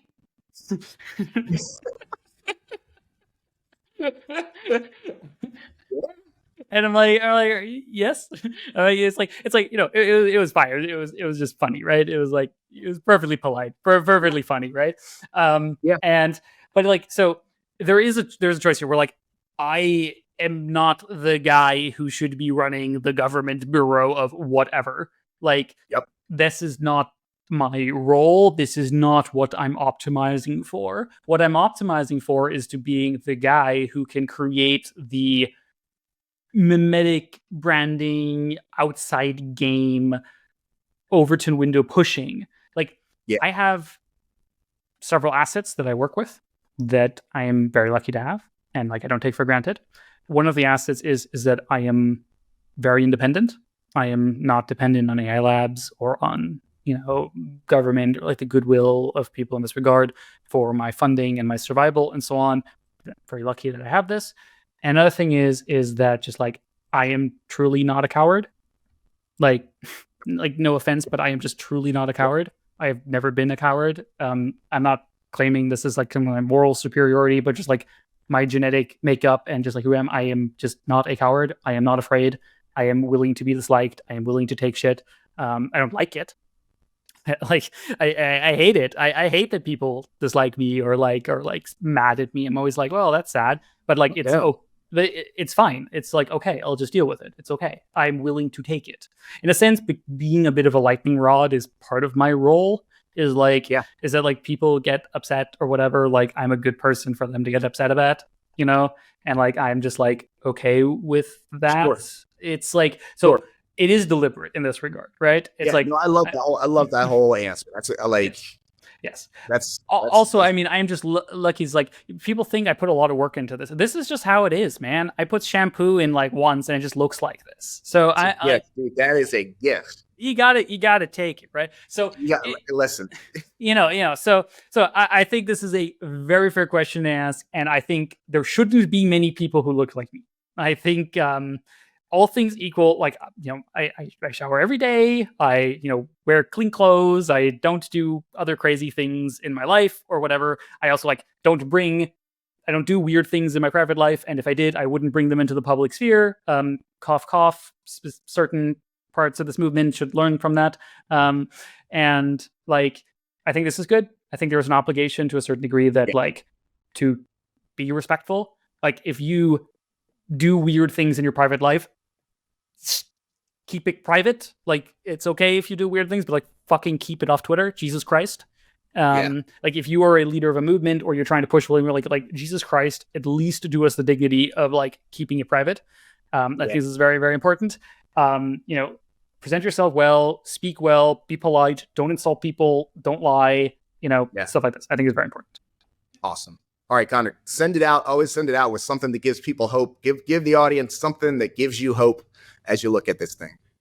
The main thing I think that gives me hope is just that when I was more of a tech guy and whatever, and like more isolated and whatever, there's like this, like you live almost in this kind of bubble where you kind of like think that like other people are like stupid or just like mean. They just like, they don't understand. They don't really care. You read about like scope neglect or whatever, and you're like, oh, look, people are so irrational. They don't actually want to help. They're all just selfish or whatever. And like, yeah, there's some of this, but like, there is just this like deep thing where just like, I've come just like really deeply in my heart to appreciate that like not everyone, not in all circumstances, but like most people are like really decent people, and they want good things. They love their kids. They love their partners. They want people to be happy and healthy. They don't want to hurt anybody, and it's just like, when, I was an atheist, still am obviously, but like I talk to people of faith or whatever, and I'm just like, I had this like vision in my head as all these idiots who are just using it for power or whatever. But like when the first time I met someone who like really believed in Jesus, like really believed, I was like, whoa, like that's actually really nice. Like, dude, like I had this real moment where I'm like, I'm not religious. I'm not going to buy any of this, but like, wow, you're not fucking around. Like you actually believe this. Like you're actually trying to be a better person. Like whether there's beauty to faith to just believing what you can't see. Yeah, I'm just like, wow, like if this is what Jesus does for you, I mean, like, wow, dude, like that's like, it's not for me. And like I do think there are like problems about believing things that are not true and like epistemology and whatever, but also like you're not like, there's this thing that like nothing in the world annoys me more than hypocrites. Like truly nothing in the world gets more under my skin than someone who like claims to believe something but doesn't really. They're just faking it. So like whenever I meet someone who's like, even just like, your village pastor who just like really just wants people to be okay. And he cares about the people in his village. Like my grandma, she got very sick before she died. And like she had this pastor she just like cared a lot about, right?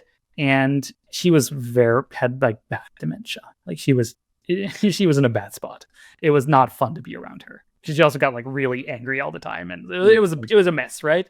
But like he did visit her sometime, and it meant so much to her. It meant so much to her.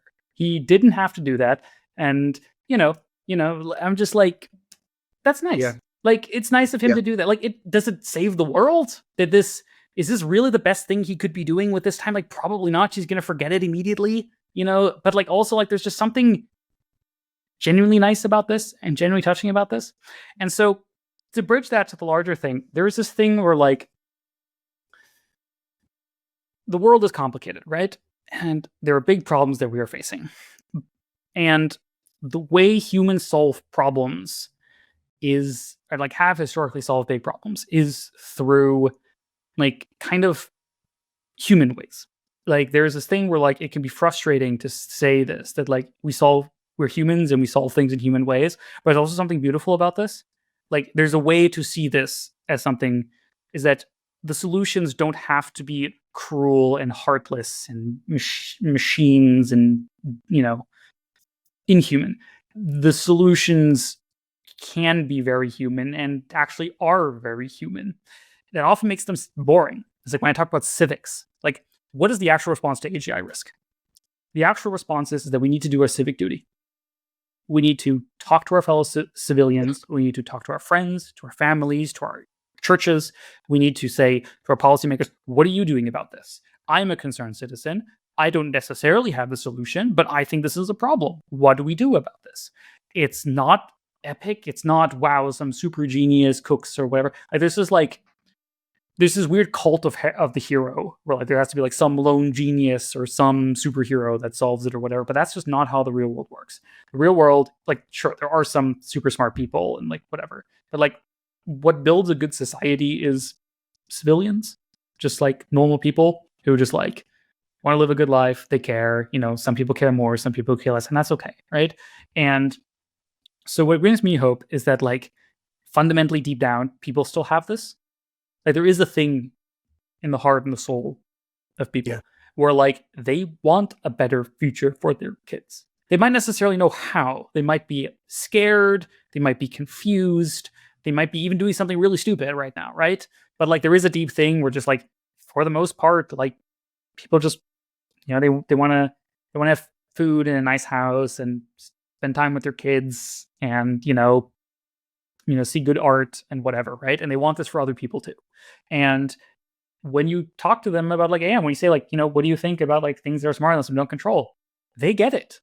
Like there's this deep thing that just like people totally get this. Like it's only tech people and like super overeducated elites that don't get X risk. It's only them. The normal people totally get this. Like people are not stupid. Like this is like deep thing is just like people who don't come from a tech background, don't come from STEM or even from an educated background. Sure, some of them are stupid, whatever, right? Exist everywhere. Like a lot of them are good people. They're good people. They're not bad people. They're not stupid. They might not know what to do. They might not have the resources to do what needs to be done or whatever. But there is a vision. There is a vision of a future for me that is humanist. That it's not about technology helps, but it's fundamentally built of people. It's built of people, and I think this can be done. I'm not saying it will be done, but it can be done. Is that people do care. Like there's this deep thing where people feel that they're alone. They learn about AI risk, and they think they're alone. Is that no one will ever believe them, no one will ever listen to them. The world is against them, and I'm here to tell you this is not true. The tech world is against you, but the wider world, they not only need your help, they want your help.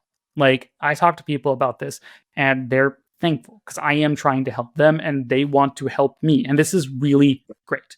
Like this is a good thing of like, how can we mutually prevent a thing once? So rambling answer, sorry for that.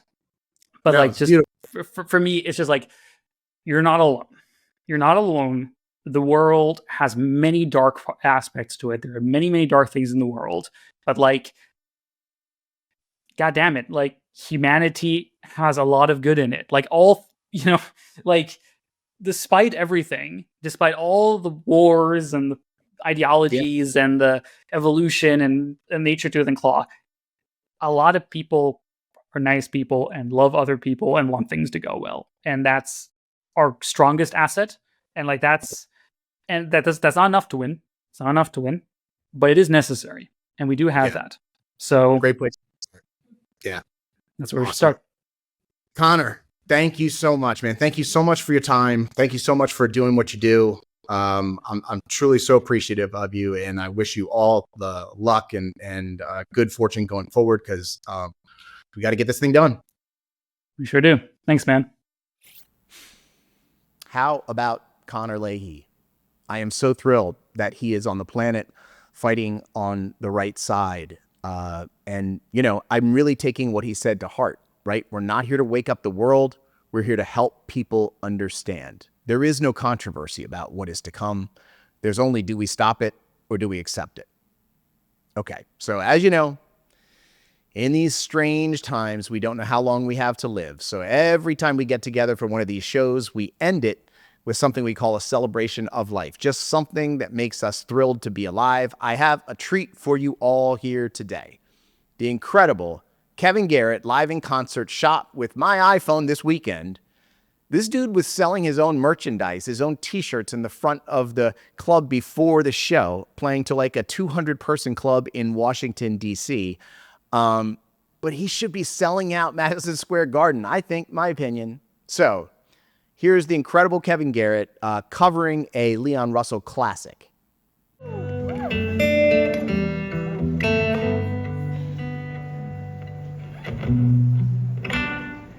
I've been so many places in my life and time. I've sung a lot of songs and made some bad rhymes. I've acted out my life in stages with 10,000 people watching. But we're alone now, and I'm singing this song to you. I know your image of me is not what I'd hoped it'd be. I've treated you unkindly, but girl, can't you see? There's no one more important to me. Baby, can't you see right through me?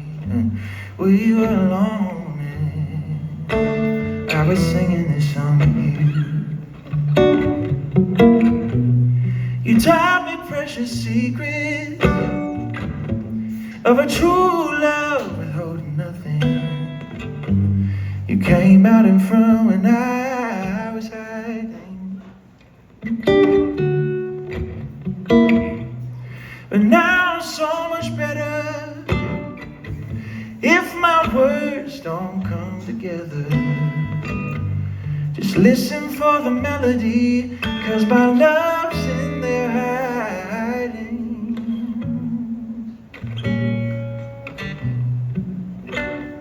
I love you in a place where there's no space or time.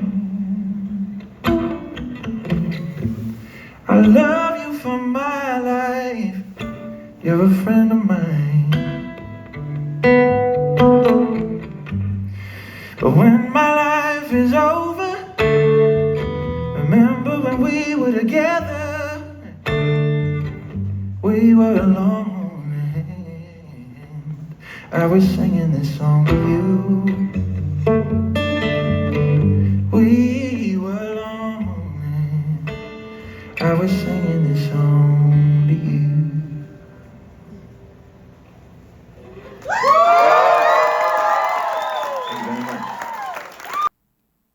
I mean, that dude is incredible.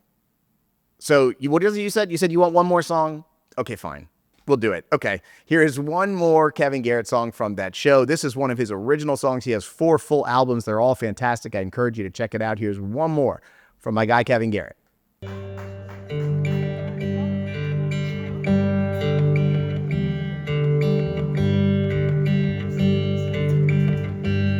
You are in my head when my heart's still warm. And if I'm ever scared, I'll breathe the air in front of your door. But I will never knock. That's as far as I'll go.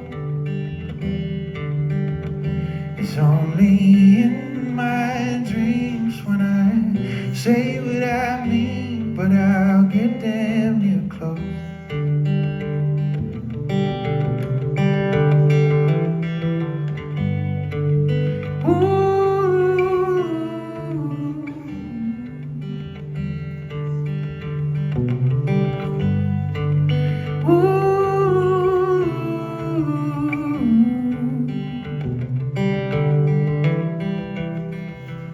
And I'm a stubborn one.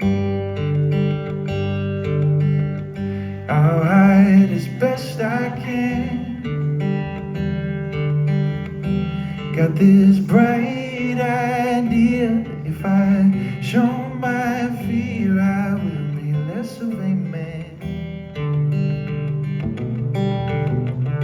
And I think too much, but I don't feel enough. With a gun to my head, then I might confess that it's you I love.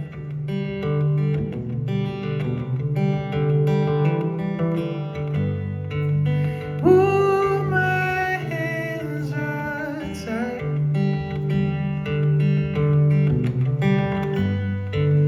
Around you each night. And you made me into what you want. And it may seem like I fled from you once, and maybe we'll fall further from us, but I won't run, 'cause I'm here right now. If you take the time to let me stumble through how I feel about you as I mess up my life, and you hear me out, let's just say you will. 'Cause if I mouth these words when I crash and burn, you will take me still.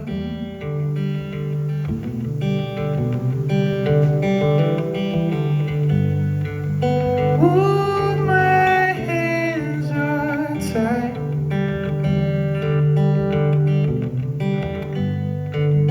Around you each night.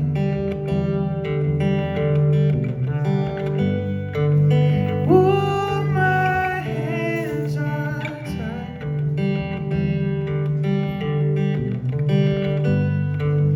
Around you each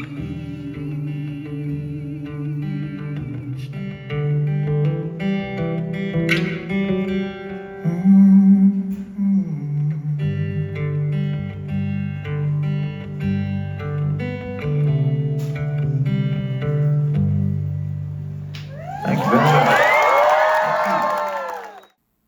Okay, my friends, if you have made it this far, you are one of the real ones. You are one of the real For Humanity family members, and I have an ask for you. So in the show notes, you'll find links to monthly subscriptions to support For Humanity's outreach to new viewers. We cannot help people understand AI risk without funding. I put a tremendous amount of my own time and funding into this show, this effort. It would mean a great deal to me if you signed up to be a monthly subscriber. That would be just awesome. Please remember, AI risk is not someone else's problem. It is yours and it is mine. And in 2025, we are going to help every human on Earth understand the fact that AI risk is their biggest problem too. This is the year we help humanity understand what AI risk is all about. We will not allow 2,000 people to wipe 8 billion of the rest of us and all living things off the face of the earth. No fucking way. For humanity, I'm John Sherman. I'll see you tomorrow.